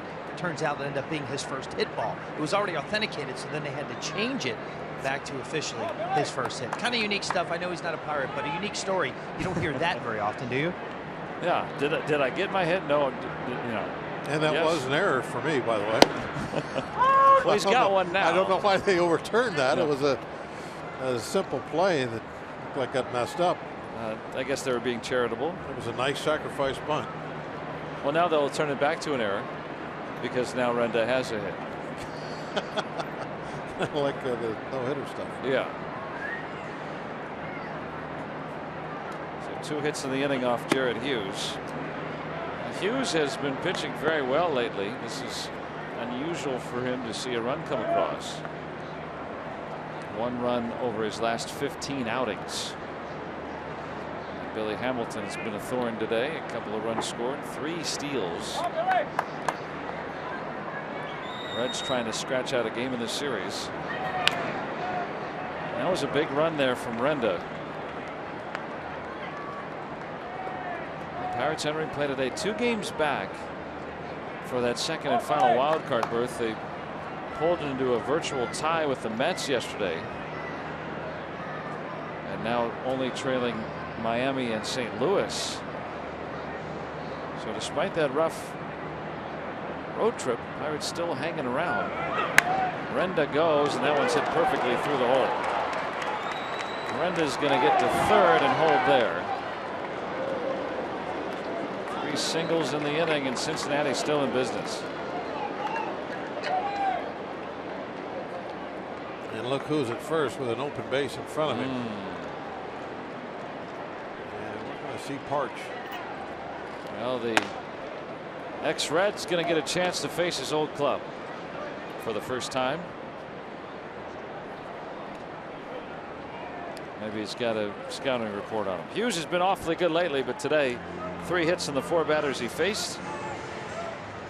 And Parch coming on.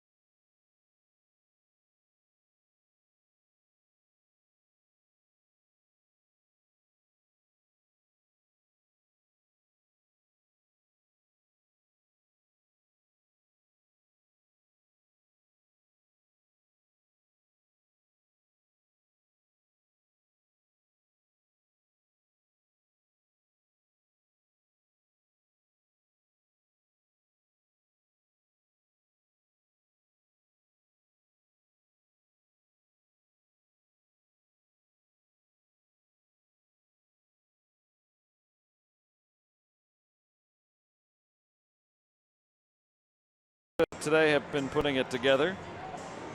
Up 5-2. I would wager to say that's the first game there.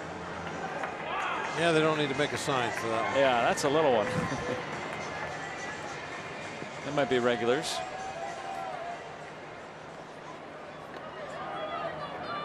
And now the first chance for Curtis Parch to face the club that drafted him and brought him to the big leagues for the first time. Facing an ex-teammate in Zach Cozart. Jared Hughes giving up 3 hits in the 4 batters he faced. Again, 1 run over his last 15 outings. So very unusual. Oh, there's another first timer. 2 months old, probably. Maybe a little older than that. 3-4.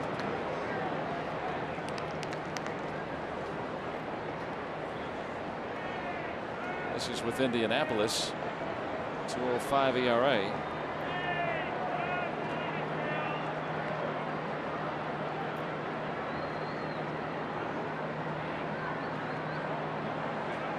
Park's especially good against lefties with Votto on deck. I don't think there's a lot of guys with Votto's hitting prowess down in the International League, but well against lefties down there. Hamilton runs again, but that's spoiled.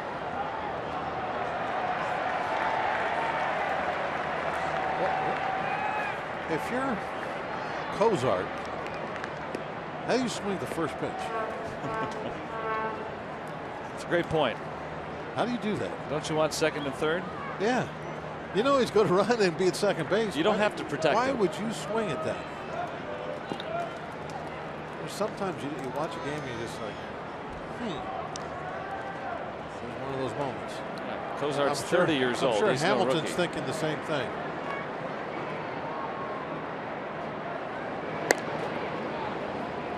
Hamilton stole 2 bases in the first inning. He stole 1 in the third. Pirates retired him on a flyout in the 5th.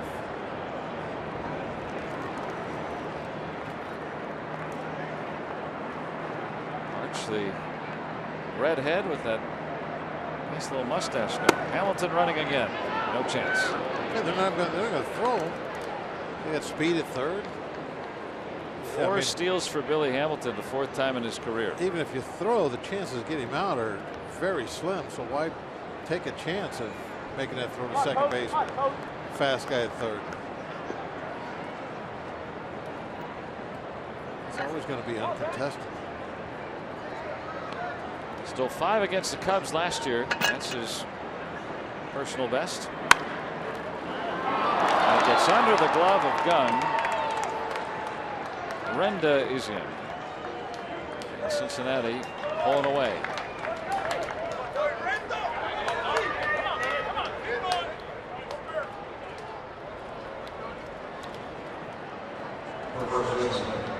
Pretty happy dugout over there on the Cincinnati side today.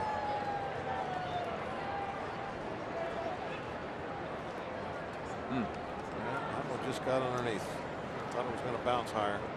There should be an error. We'll wait to see the call there. Going to get an out somewhere. Field.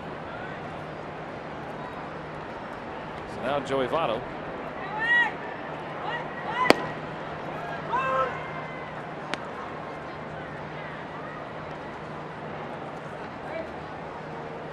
And that will be an error on Gunn. Wow. I was going to disagree with you. Oh, really? You don't think he would have gotten Cozart at first? Normally, when a guy goes to the side like that, doesn't touch the ball, I don't see errors. And right underneath the glove. Yeah, I know. That's because. I'm not saying it should have been. I'm just going. That's usually not an error. I see what you're saying. Somebody goes and the ball stays down and goes on their glove untouched. I don't see it very often. We're told too the last time an opponent stole 4 bases against the Pirates, Eric Yelding, former Astro, back in 1990. It was 26 years ago. I remember him, real slim guy. Nothing to see very often at 4 bases. Hamilton's done it 4 times now.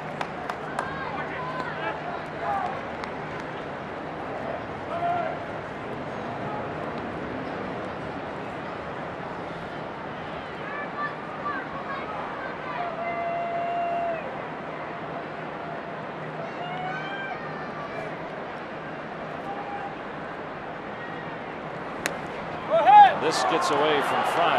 Hamilton is in. And the Reds lead 7-2. Cozart advances as well.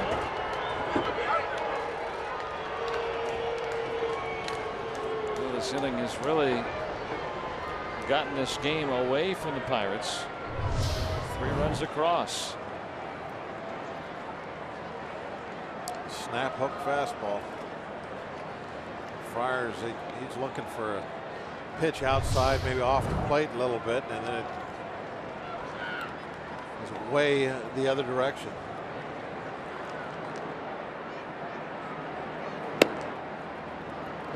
That's what he was looking for right there, that pitch right there in that spot. Parch, in his only appearance with the Pirates this year, did not retire a batter against the Cubs. There's Chris Stewart. See if he'll get back soon. Cervelli out today.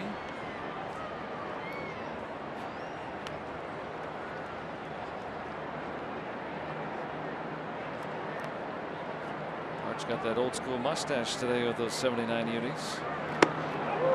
Lost control of that one.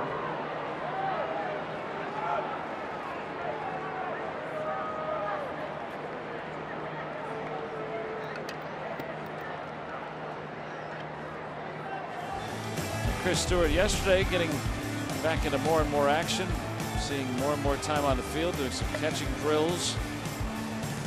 He's also done some running drills as well, lightly. And that knee has been bothering him. He's feeling more and more functional. It probably won't be right until the offseason, but he's trying to get back well enough to play. You like that right there, what you just saw? Tyone sitting next to him talking baseball. And you like that double play too. keeps the inning at 3 for Cincinnati. They have a 7-2 lead here at our stretch. And every Sunday here at PNC Park, we're treated to a rendition of God Bless America. So let's listen in here at the ballpark. We invite you now to stand as we offer support to our troops here and abroad. The Pirates and Sport Clips welcome Major Ryan Burcham, Armor Officer in the U.S. Army. Major Burcham is currently serving with the 2nd Battalion, 312th Regiment Training Support in Coriopolis. He has served 2 combat tours in support of Operation Iraqi Freedom, one with the 2nd Armored Cavalry Regiment as a scout platoon leader, and one with the 4th Infantry Division as a company commander. He also currently works with veterans as a counselor at the McKeesport Veterans Center. Today, he is enjoying the game with his sons and fellow Pirates fans, Eric and Charlie. Ladies and gentlemen, how about a warm welcome for Major Ryan Burcham.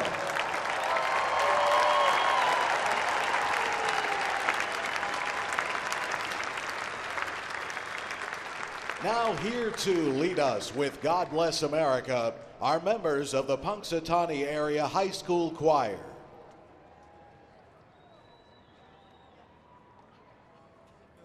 God bless America, land that I love. Stand beside her and guide her through the night with the light from above. From the mountains to the prairies to the oceans white with foam.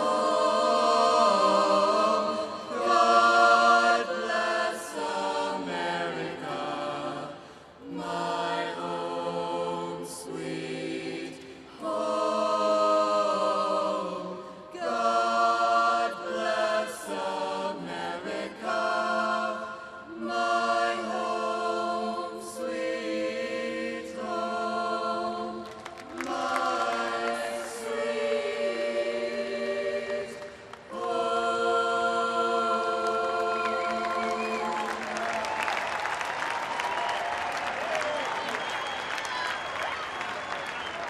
It's time for the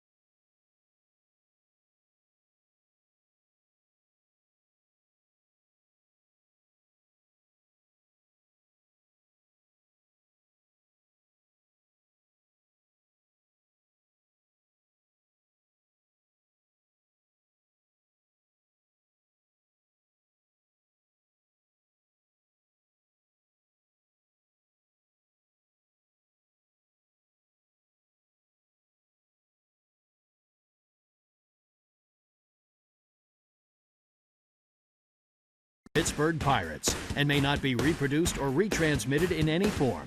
And the accounts and descriptions of this game may not be disseminated without the express written consent of the Pittsburgh Pirates. Follow the Pirates with MLB.com at Bat app. Stay up to the moment at any moment with Game Day, live game video highlights, StatCast, news, and more. Download MLB.com at Bat, the #1 app for live baseball on your phone or tablet.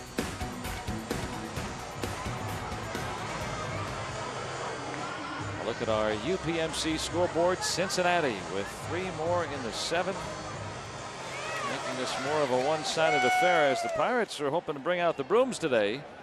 Get their work cut out for them, and Raisel Iglesias now on.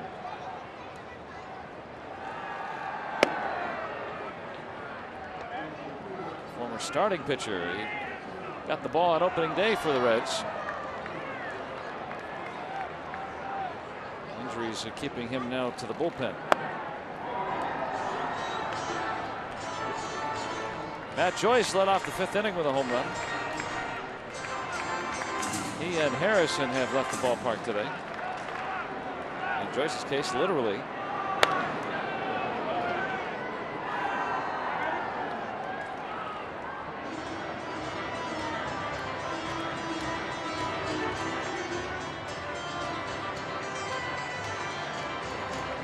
We're told that Zach Cozart will get an RBI on that error by Gung in the 7th, which is correct.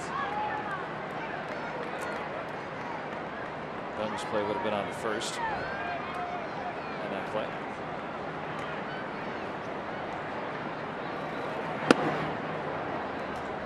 And 2 now on Matt Joyce. Pirates need to come alive offensively. They've managed just 3 base runners against Dan Straley. Gung has a single. The aforementioned homers the other 2.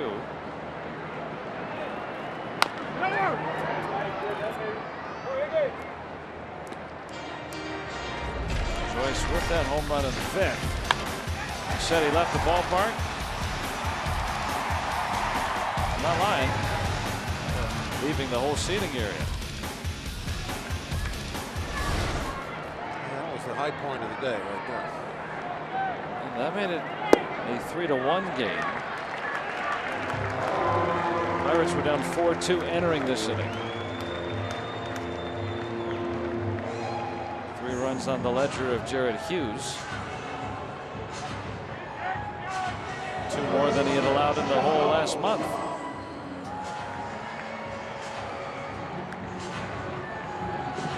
Now Gung.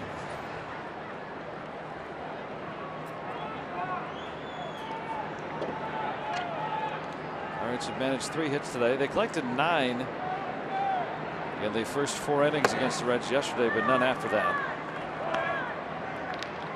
Offense still sputtering along since the All-Star break.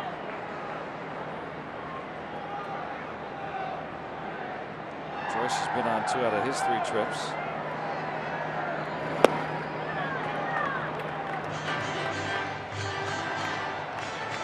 Iglesias having a little trouble finding the strike zone. Well, part of that is throwing 3-2 breaking balls with a 7-2 lead late in the game to the leadoff hitter. Might be able to find the strike zone a little bit better if he was putting a little more effort into finding the strike zone. Pitching to the score, right? Yeah, that was a 1-0 breaking ball down and went out of the way, and then 2-0. Yeah, you have to pitch to the game situation. I mean, the one thing the Pirates are looking for right now, some kind of break to get them back in this game, to get some base runners out there and somebody get a big hit.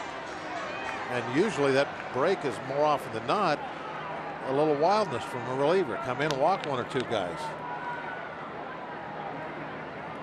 I mean, if you're over there in the dugout and Iglesias comes in, you're up 7-2 here in the 7th inning, and the first hitter you see him walk on a 3-2 breaking ball, you're like, why?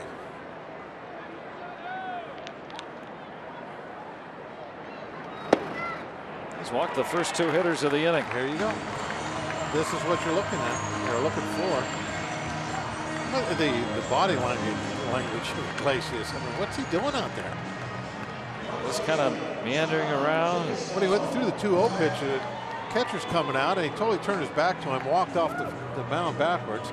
He just got the ball back, and it just. I really personally dislike it when I see somebody doing, things like that.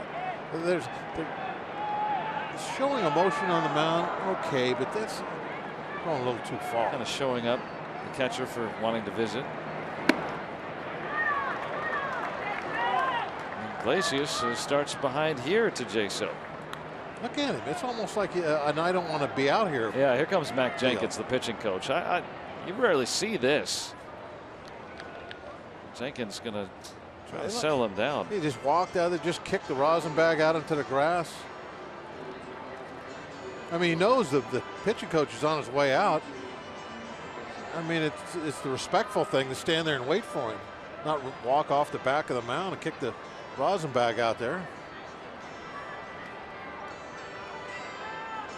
It's really surprising to see. Suarez went out and got the rosin bag, brought it back to the mound, and had a few words with him just before he walked away. Get it together. Yeah. I mean, he's pitching with a 5-run lead, and it's as if he just cost the team the pennant, kicking it around out there. There's a more aggressive look. And he's got that fastball that touches the upper 90s. Well, he's really one of their good, talents that they have in that bullpen right now. He's got closer type stuff. Yeah, I could see him becoming the closer. But you can't have that kind of mindset. No, you can't act like the way he's acting in this inning. One thing you look for from a closer, somebody that's kind of cool and calm out there. He's the absolute opposite right now from cool and calm. Tony Cingrani, who we just saw as the closer. Iglesias gone 3 balls on all 3 hitters now. If he walks Jaso, the tying run's going to be on deck. Pirates will be glad to oblige.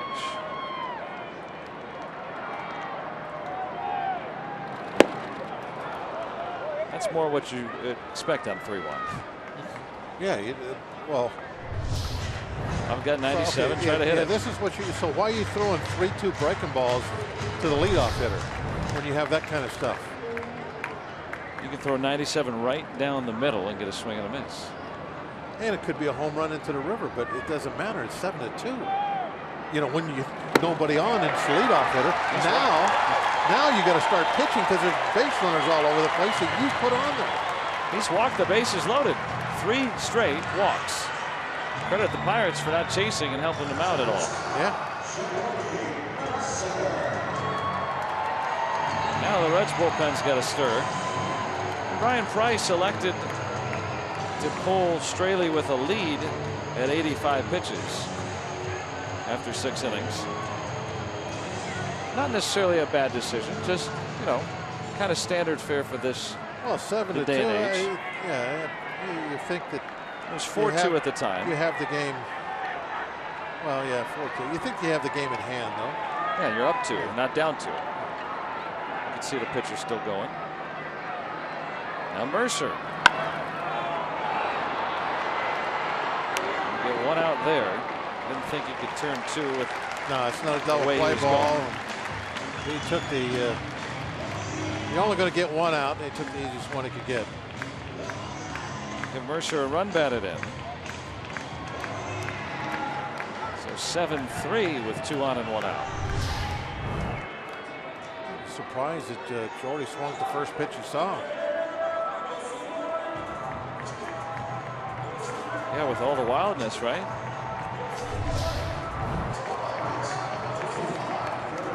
Fastball over the middle of the plate with low. So Fryer's going to be lifted. And Gregory Polanco, who has been battled with a shoulder concern, says it does not affect him when he swings the bat. We'll see.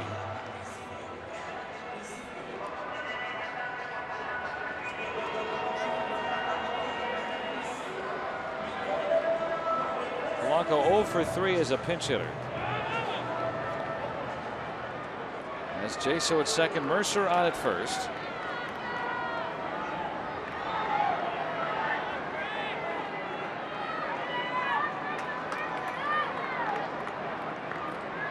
One swing of the bat, the Pirates could be within a run. Way outside for ball 1. 3 more pitches and the bases might be loaded. Broncos did a nice job drawing walks this year. He leads the team with 43 free passes.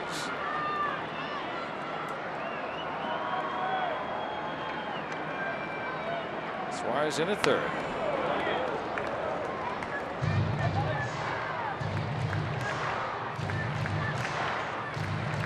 And he was ready in case Iglesias grooved one. He just missed. Michael Lorenzen will grab a baseball. Got a 95 fastball right down the middle, a little bit up.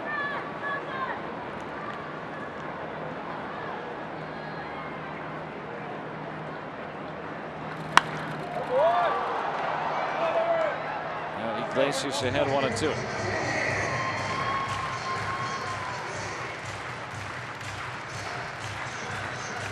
Let's keep this big inning going. We saw in the 4th inning last night, it didn't end up mattering, but Pirates had a big inning going. First 4 men reached, and then strike him out, throw him out, double play. Pirates were leading at that time. It didn't matter. The pitching held things. Here, you got to get some more. Bases loaded, nobody out at one point.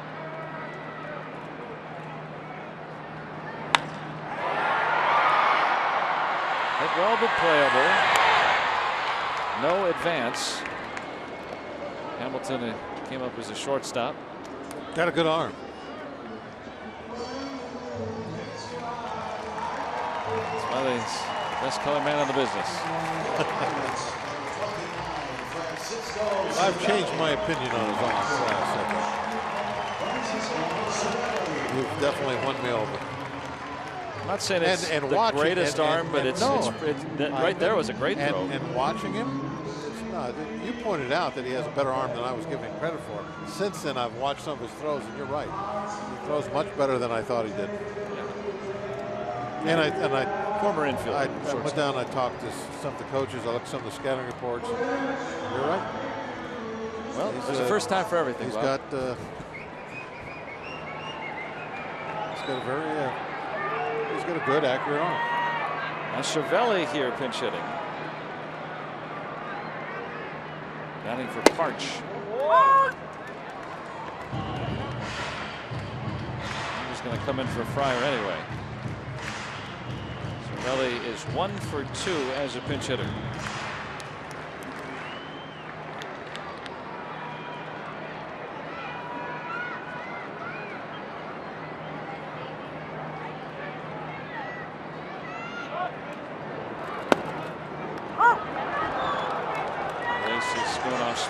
Yeah, that's as you notice there with right-handers, he kind of had since he kind of dropped down a little bit, flattens out that breaking ball, and it just kind of sweeps in and catches that inside corner. Pirates had the bases loaded with nobody out. They've gotten 1 across. Still down 4 in the 7th. Cervelli comes through. Jaso stopped at third with 2 outs. The same pitch. He threw that flat breaking ball. Kind of got away with it that first time because Cervelli hadn't seen it. Came back with the same pitch. Cervelli goes, okay, I know what that is. Jaso not a very fast runner at third. Held there, but that reloads him for Josh Harrison.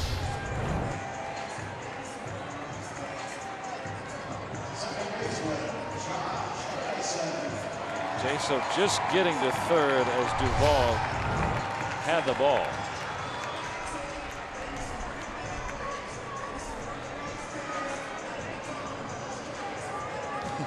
Tying runs at the plate. Young Pirate in training.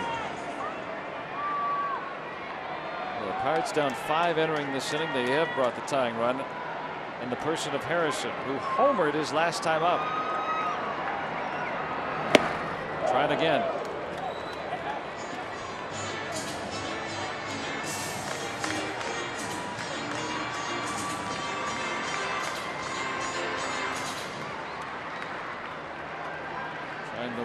The Pirates on 4. It's not enough just to wear the rally cap. You got to wiggle it a certain way. On a strike to Jay. Iglesias walked the first 3 men here in this inning.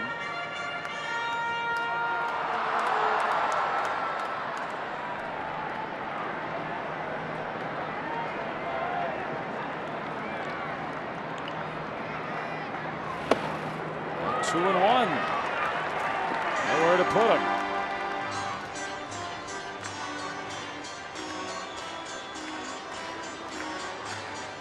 Yeah, just kind of easy to spot. Old Pete. All alone.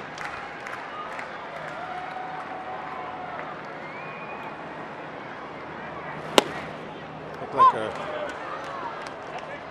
rose and a bunch of weeds.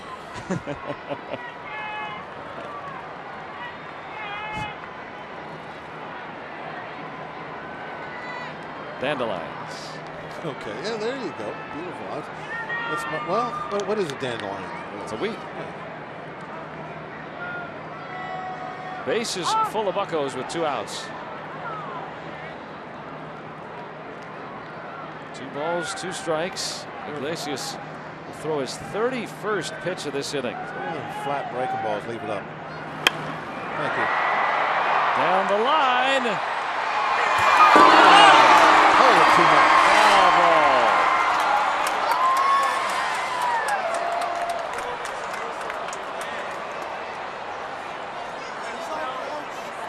Ooh.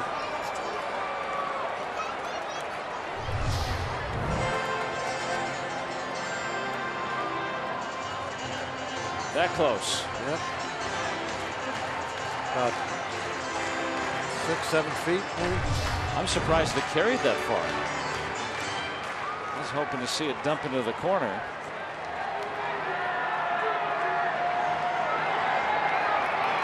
Bases full with 2 outs. Harrison, the tying run at the plate here in the 7th. And Iglesias strikes him out. The Pirates settle for 1. And Iglesias forlorn.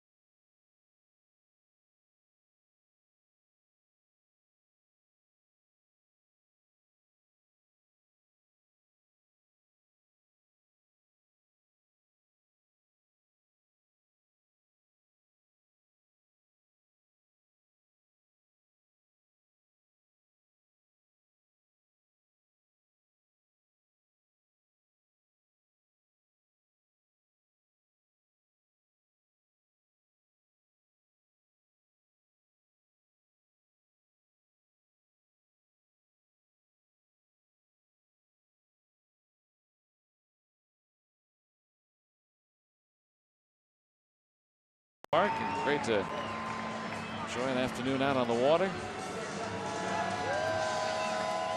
We are a Pirate family. With the throwbacks on today, hoping for some better spirits.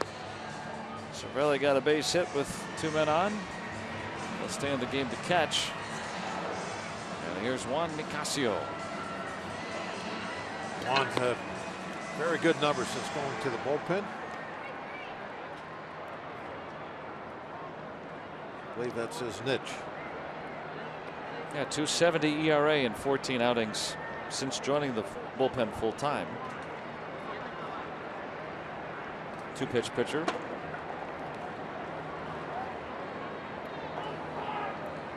Well, you look out on that water today with that shot at the boat. Shouldn't that make you want to, like, wish you had a boat? Oh yeah. That looks so much fun being out there. Actually, I don't wish I had a boat. I just wish I had a friend who had a boat. Had a boat. That's the best. Brandon Phillips, 2 RBI singles today. An early story for the Reds offense. Stolen bases. They swiped 4 today.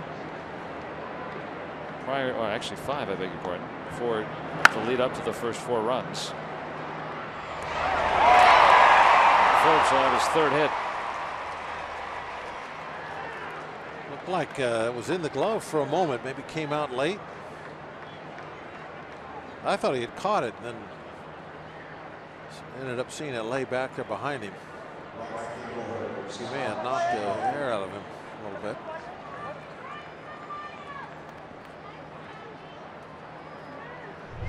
I think when he rolled over, this ball might have came out of the glove. Yeah, he had it right there. And it just rolled out as he rolled over. Right ankle gave a slight bit, I guess, but nothing gruesome. Nose rolling.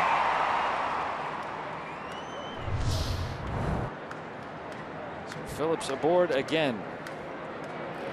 He'll move up. He's going to head to 3rd. And Harrelson guns him out.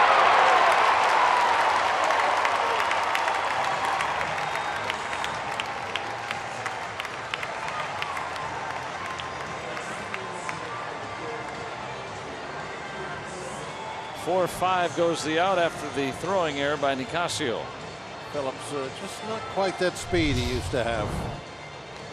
And this is really a tremendous throw by Jay. I mean, this is some distance. Look at him running hard after it.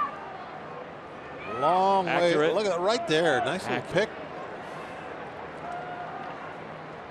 Kids, you can throw hard all you want. You want to throw accurate too.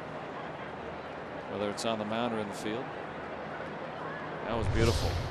Beautiful. Instead of a runner at 3rd and nobody out, 1 out and no one on. The way that Phillips' weekend has gone, you can't blame him for trying to get 2 out of that.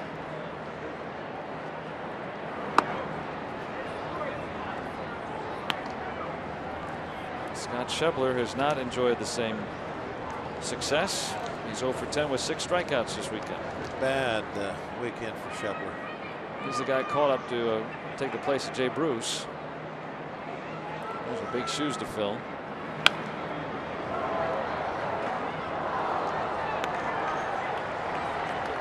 They're definitely trying to overhaul their team. Little by little, picking apart some of the pieces from the Reds' better squadrons. There was a lot of talk in the offseason that they were going to try to move Phillips. Now a 10-5 guy, so he can't be traded with. Well, I think he vetoed a deal somewhere. Washington was the report. Ended up signing Daniel Murphy instead. It worked out for Washington. So 2 gone. 7-3 Reds here in the 8th. We invite you to use your Port Authority Connect card to save big on Pirates tickets this season, up to $8 per ticket on select Sunday through Thursday games here at PNC Park. Connect and save with the Port Authority Connect card. Go to pirates.com/Connect card. Get your tickets.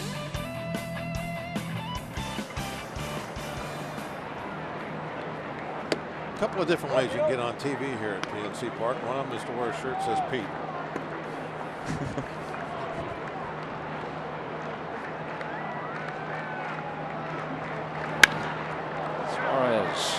Underneath it. Ballpark holds it. And Nicasio gets out of it. Hit in an error. No one left. Bucks bats need to get going.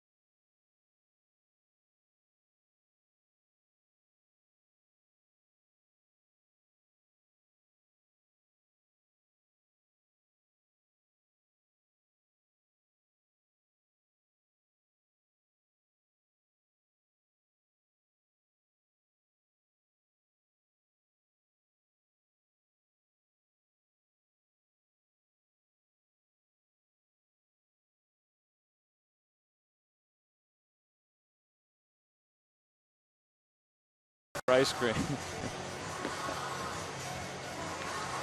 Wow, that's an Olympic-size ice cream cone.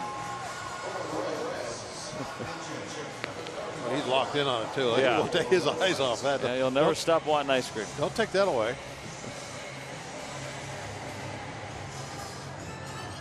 Michael Lorenzen now on for Cincinnati. Look at that opponent batting average, 182. He is giving up a lot of hits.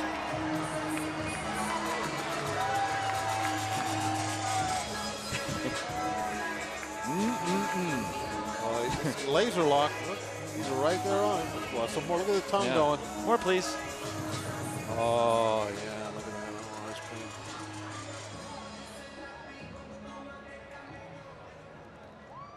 Robbie, who you got for Twitter Tuesday? We have that man, Sean John Rodriguez, will be taking your questions on Tuesday for Twitter Tuesday. Use the hashtag BucksTuesday when you send in any question you have. You can ask about anything, including his bout with the Gatorade cooler that he had during the wild card game last season. But a lot of good stuff for Sean Rodriguez. Send it right now, early and often. Sean Rodriguez, our guest for Twitter Tuesday. Make sure you include the hashtag BucksTuesday, and he'll get to him in the pregame and during the game, Joe.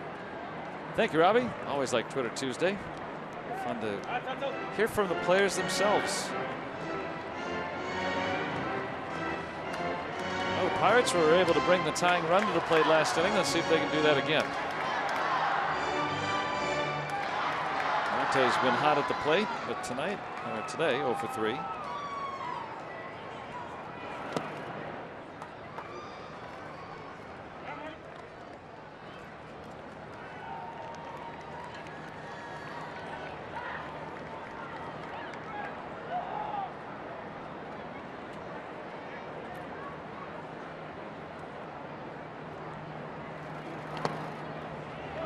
Now 3-1.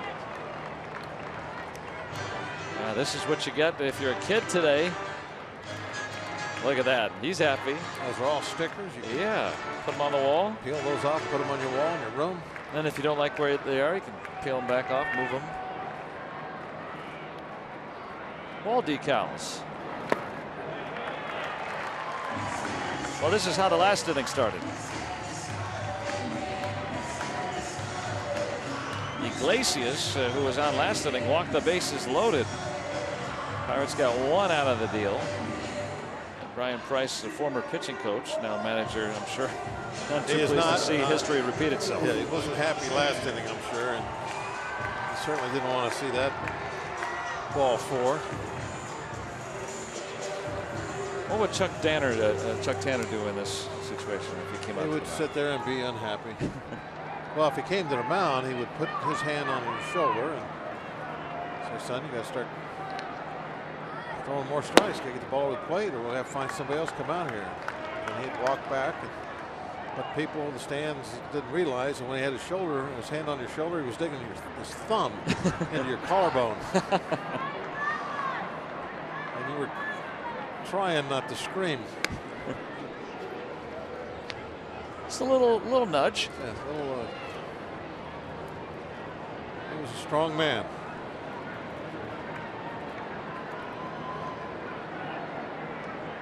I usually respond to that, right? Yeah.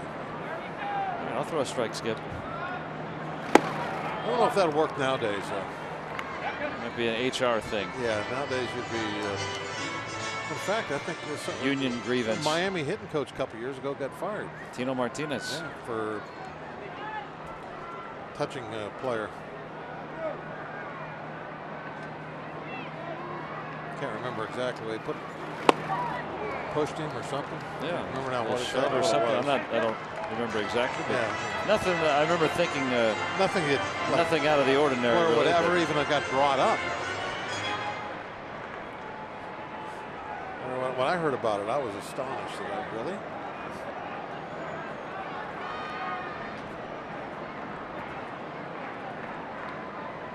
Now, if the current Marlins hitting coach give you a little shove here and there, you probably wouldn't say anything about it.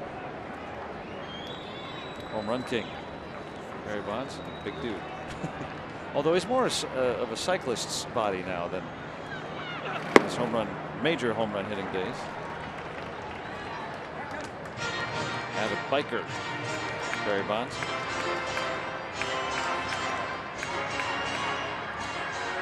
Andrew McCutchen trying to get aboard here.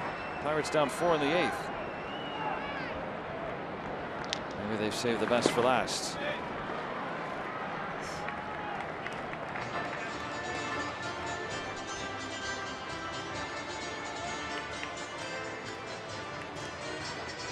Michael Lorenzen on in relief. He was a first-round pick of the Reds 3 years ago at Cal State Fullerton.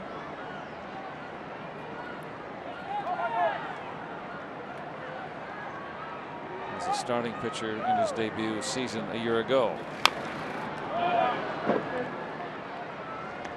Yeah, most number ones come up as starters. Most, not all of them. Most of them do. Long and lanky.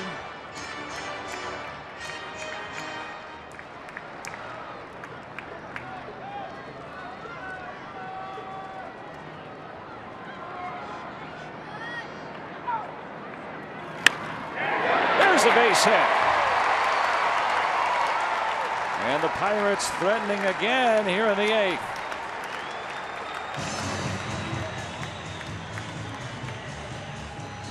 Definitely not going away quietly. They're trying to put some pressure on him. Inside fastball, 97 mile an hour, and just spun on it.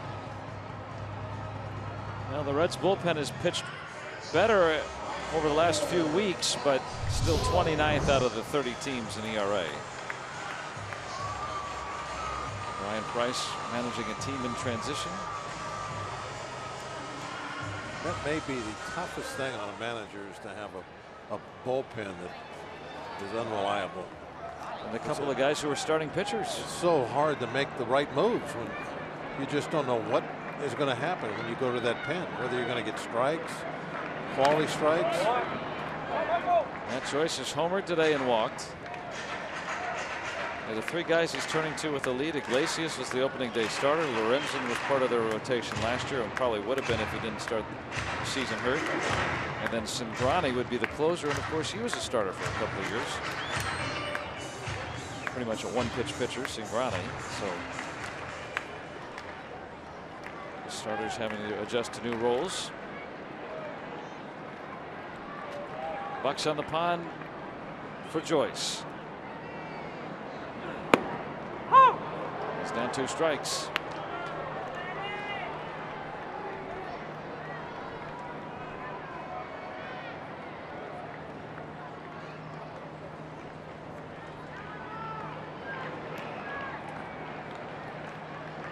(7-3) Reds. I'll tell you, Joyce has a really good eye up there, doesn't he? He spits on some close ones. It's really hard to figure out. You look at his numbers last year and see what he's done this year. It just, and I know they hadn't had the amount of bats, but in this season is a good choice. Just the quality of his at bats, the way he, like you say, he takes close pitches, the way the ball's just driven hard off his bat. The hits he get aren't exactly seeing eye ground balls.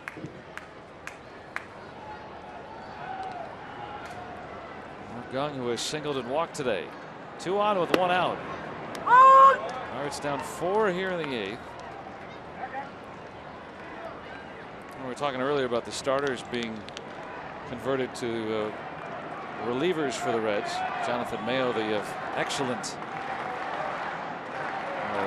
pundit for all the young players around baseball, tells us that Lorenzen was a closer in college at Fullerton. So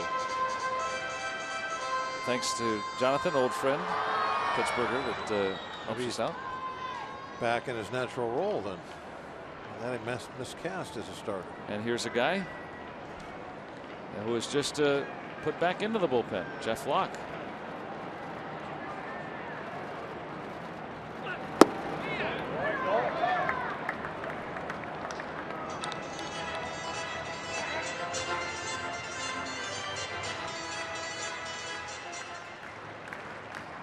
Is that the curveball grip? Yep. He's getting ready to throw a hook. Unless he changes it. And he did. He'll get one.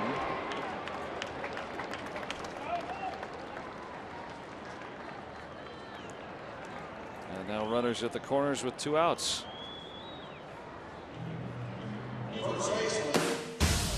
And a look at the upcoming series after the day off tomorrow. The Rule 5 pick Luis Perdomo against Chad Kuhl, named the starter today. So a pair of rookies.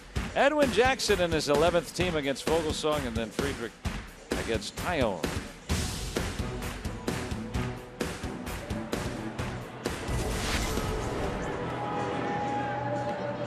Glenn Hurdle hoping for some late magic. The Pirates are threatened. Brought the tying run up in the 7th, tying run on deck here in the 8th. Tyler Glasnow throwing a simulated game coming up on Tuesday as he gets closer and closer to a return.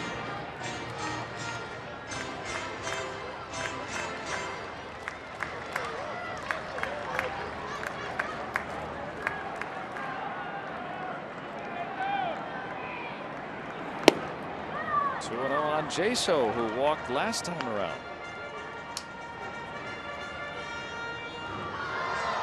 Marte led off the inning with a walk. Young on the fielder's choice, standing at first.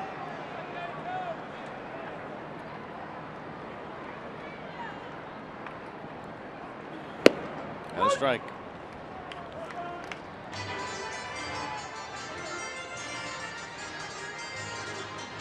One swing of the bat could make this a 1-run game.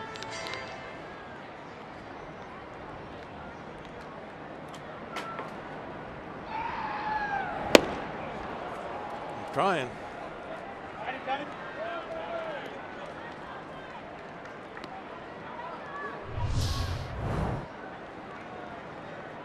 Definitely trying to lift that one out of the ballpark.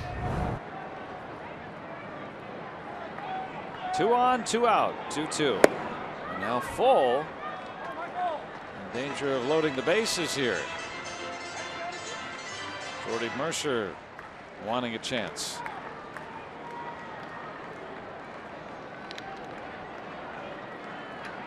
Lorenzen has thrown 25 pitches here in the 8th. 3-2. And Jaso down on strikes. Pirates again threaten, but do not score. Trail 7-3 as we go to the 9th.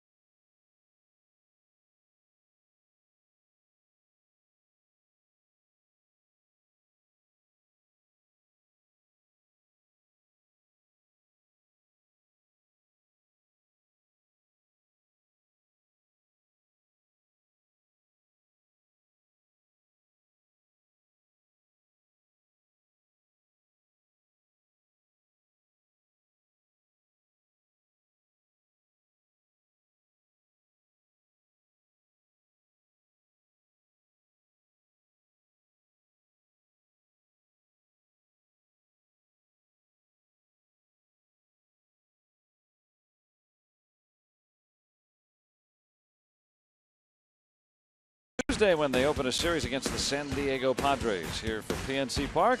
Our coverage on Tuesday begins at 6:30 with Pirates pregame presented by WB Mason right here on Root Sports. Wish we had better news to report.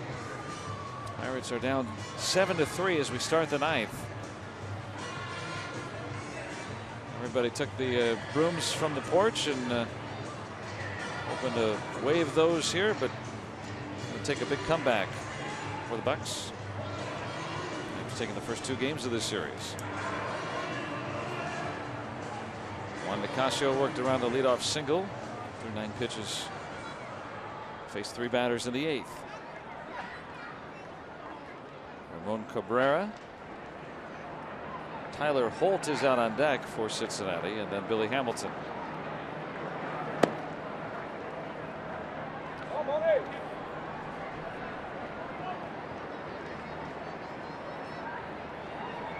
Pirates are 1 for 10 today with runners in scoring position, creating some chances in the 7th and 8th innings.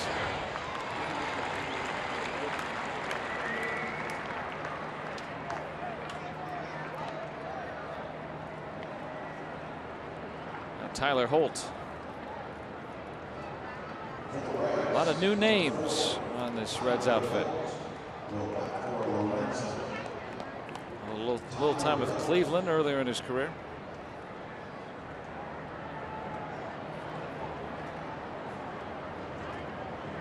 Jeff Locke still up if needed.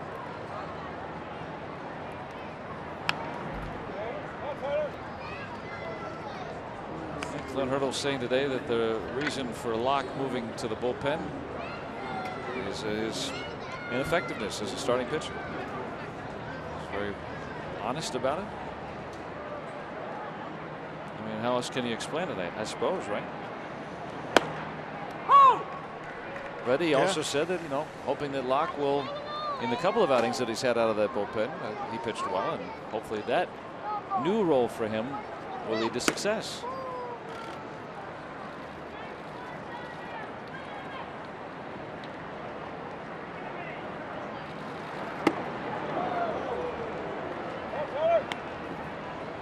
Yeah, Locke over his last 80 starts, he had an ERA of 4.92.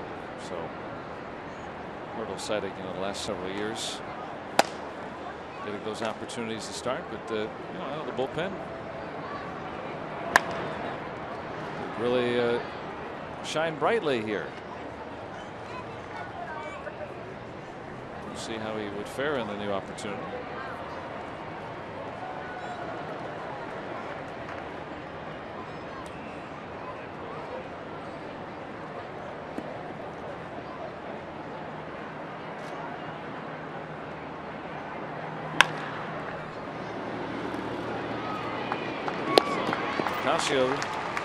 Is an example of a guy who has moved from the starting rotation earlier this year and has pitched well out of the bullpen.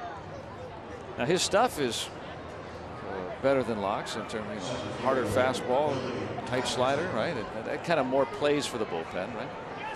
Especially in shorter outings. Yeah, I don't know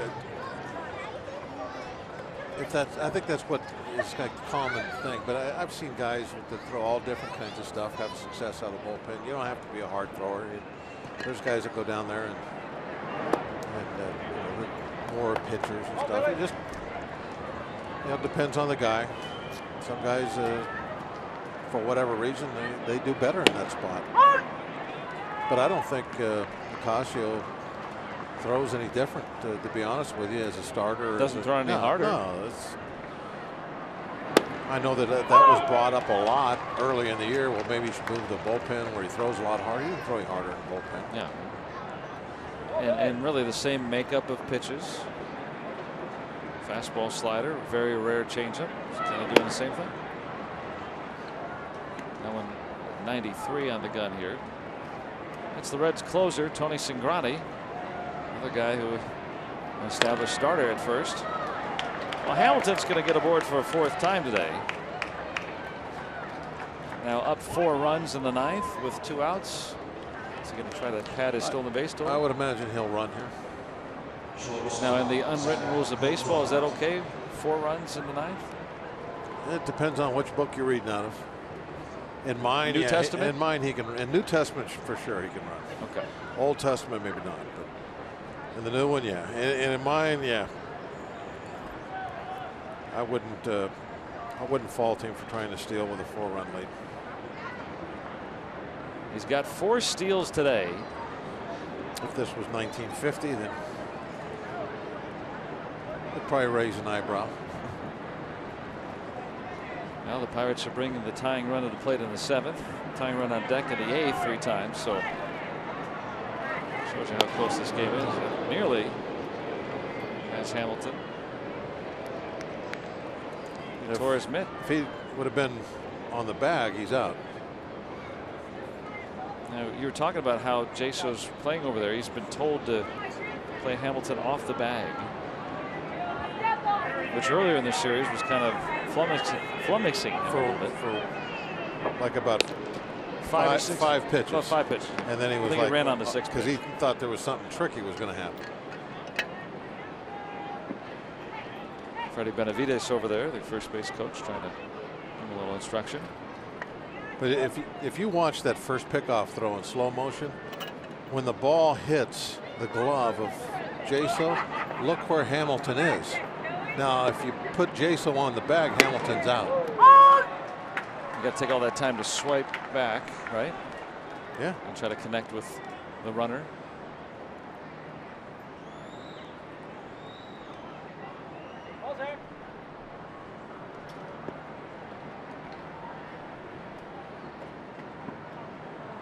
I think they should assign someone to run with him at all times, and then you can just throw the ball to the guy running a couple of steps ahead of him, right?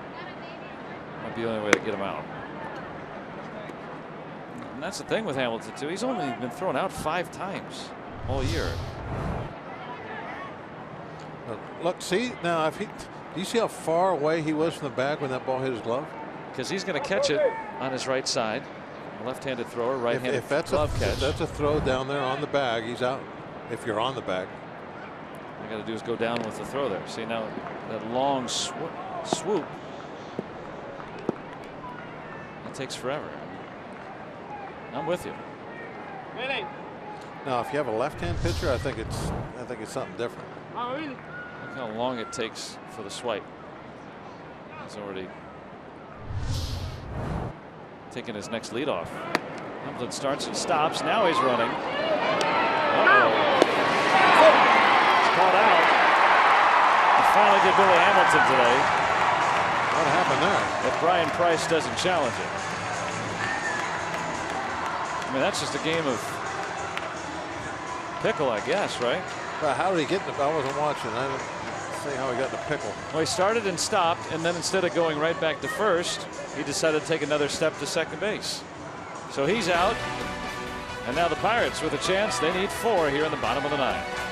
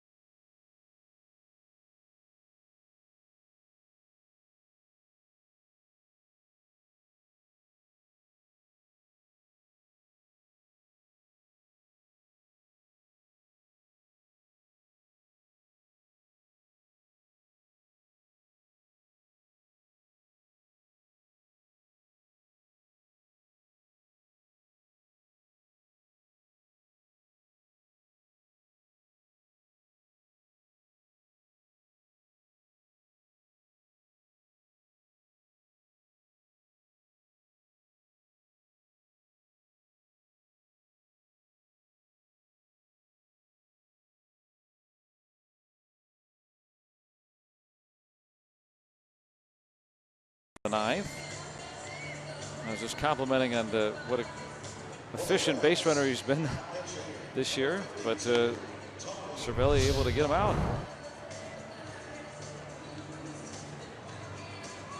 Oh, he took off and just stopped. I didn't see him slip or anything.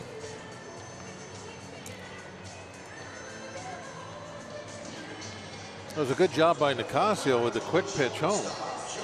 I wonder if that's why he stopped. Nicasio just did a real good job with the slide step.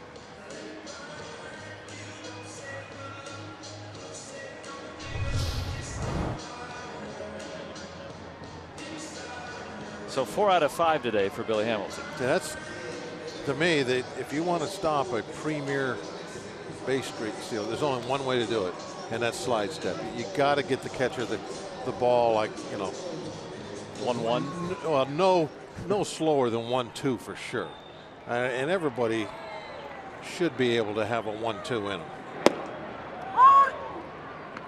And my guess there, Nicasio, you look on that play right there, you can see Nicasio was really quick. Ronnie's numbers on the season. Pirates get the leadoff man out again.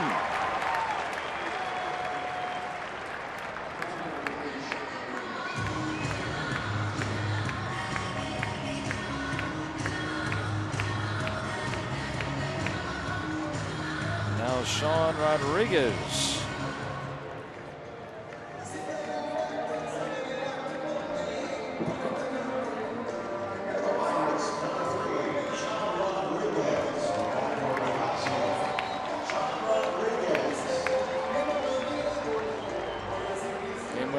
Friday night. He has hit 11 out this year.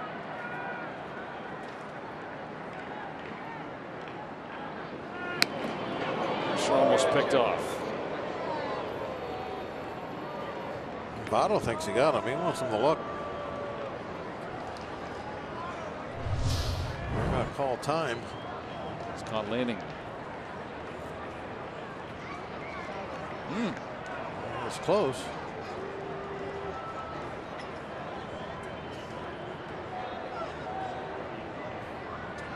Is it definitive? Reds are going to challenge this. I can see why they would challenge. It's the 9th inning. Why save it? And it is close. So they'll spin the wheel. That's a good word. I like that. Well, I don't mean They'll that. spin the wheel. No, I like it. It's a coin flip kind of play. I like it a lot. That's why. Spin the wheel. You know, because it's a close play. Yeah. I don't know if we can tell here. Maybe in New York they've got something to tell one way or the other. Bankrupt, or maybe they get the 10,000. Yeah. We'll see. Jordy Mercer, if he gets picked off here to lead off the 9th, that's going to be a huge out. And he is picked off. The Reds win the challenge. That is a huge base running mistake here, down 4 in the 9th.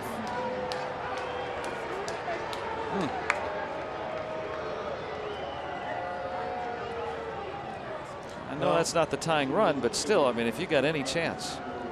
Oh, I agree with you. That's a huge base running mistake. The only thing I can say, and you can see that, you know, Mercer was caught totally unawares. The last thing he was probably expecting was a pickoff. Who throws to first up by 4 runs? For a guy that doesn't steal bases. Yeah. Mercer's only tried twice. I'm sure he was shocked to see that ball coming his way. Well, the element of surprise from the lefty, looking right over there to first. That's the advantage by Cingrati, you know, look right at first base.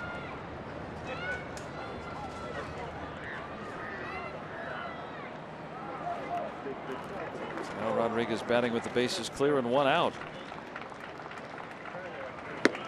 Pirates had the bases loaded, nobody out in the 7th, scored once. Pirates had 2 men aboard with nobody out in the 8th and did not score.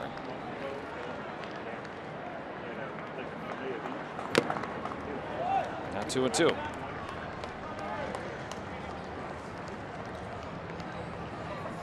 Garrett Cole started, went 5 2/3. Gave up 4 runs, but on 3 hits.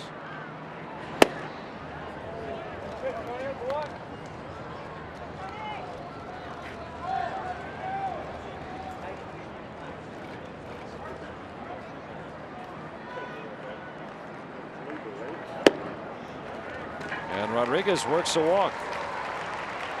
Not a whole lot of strike throwers coming in and out of that bullpen.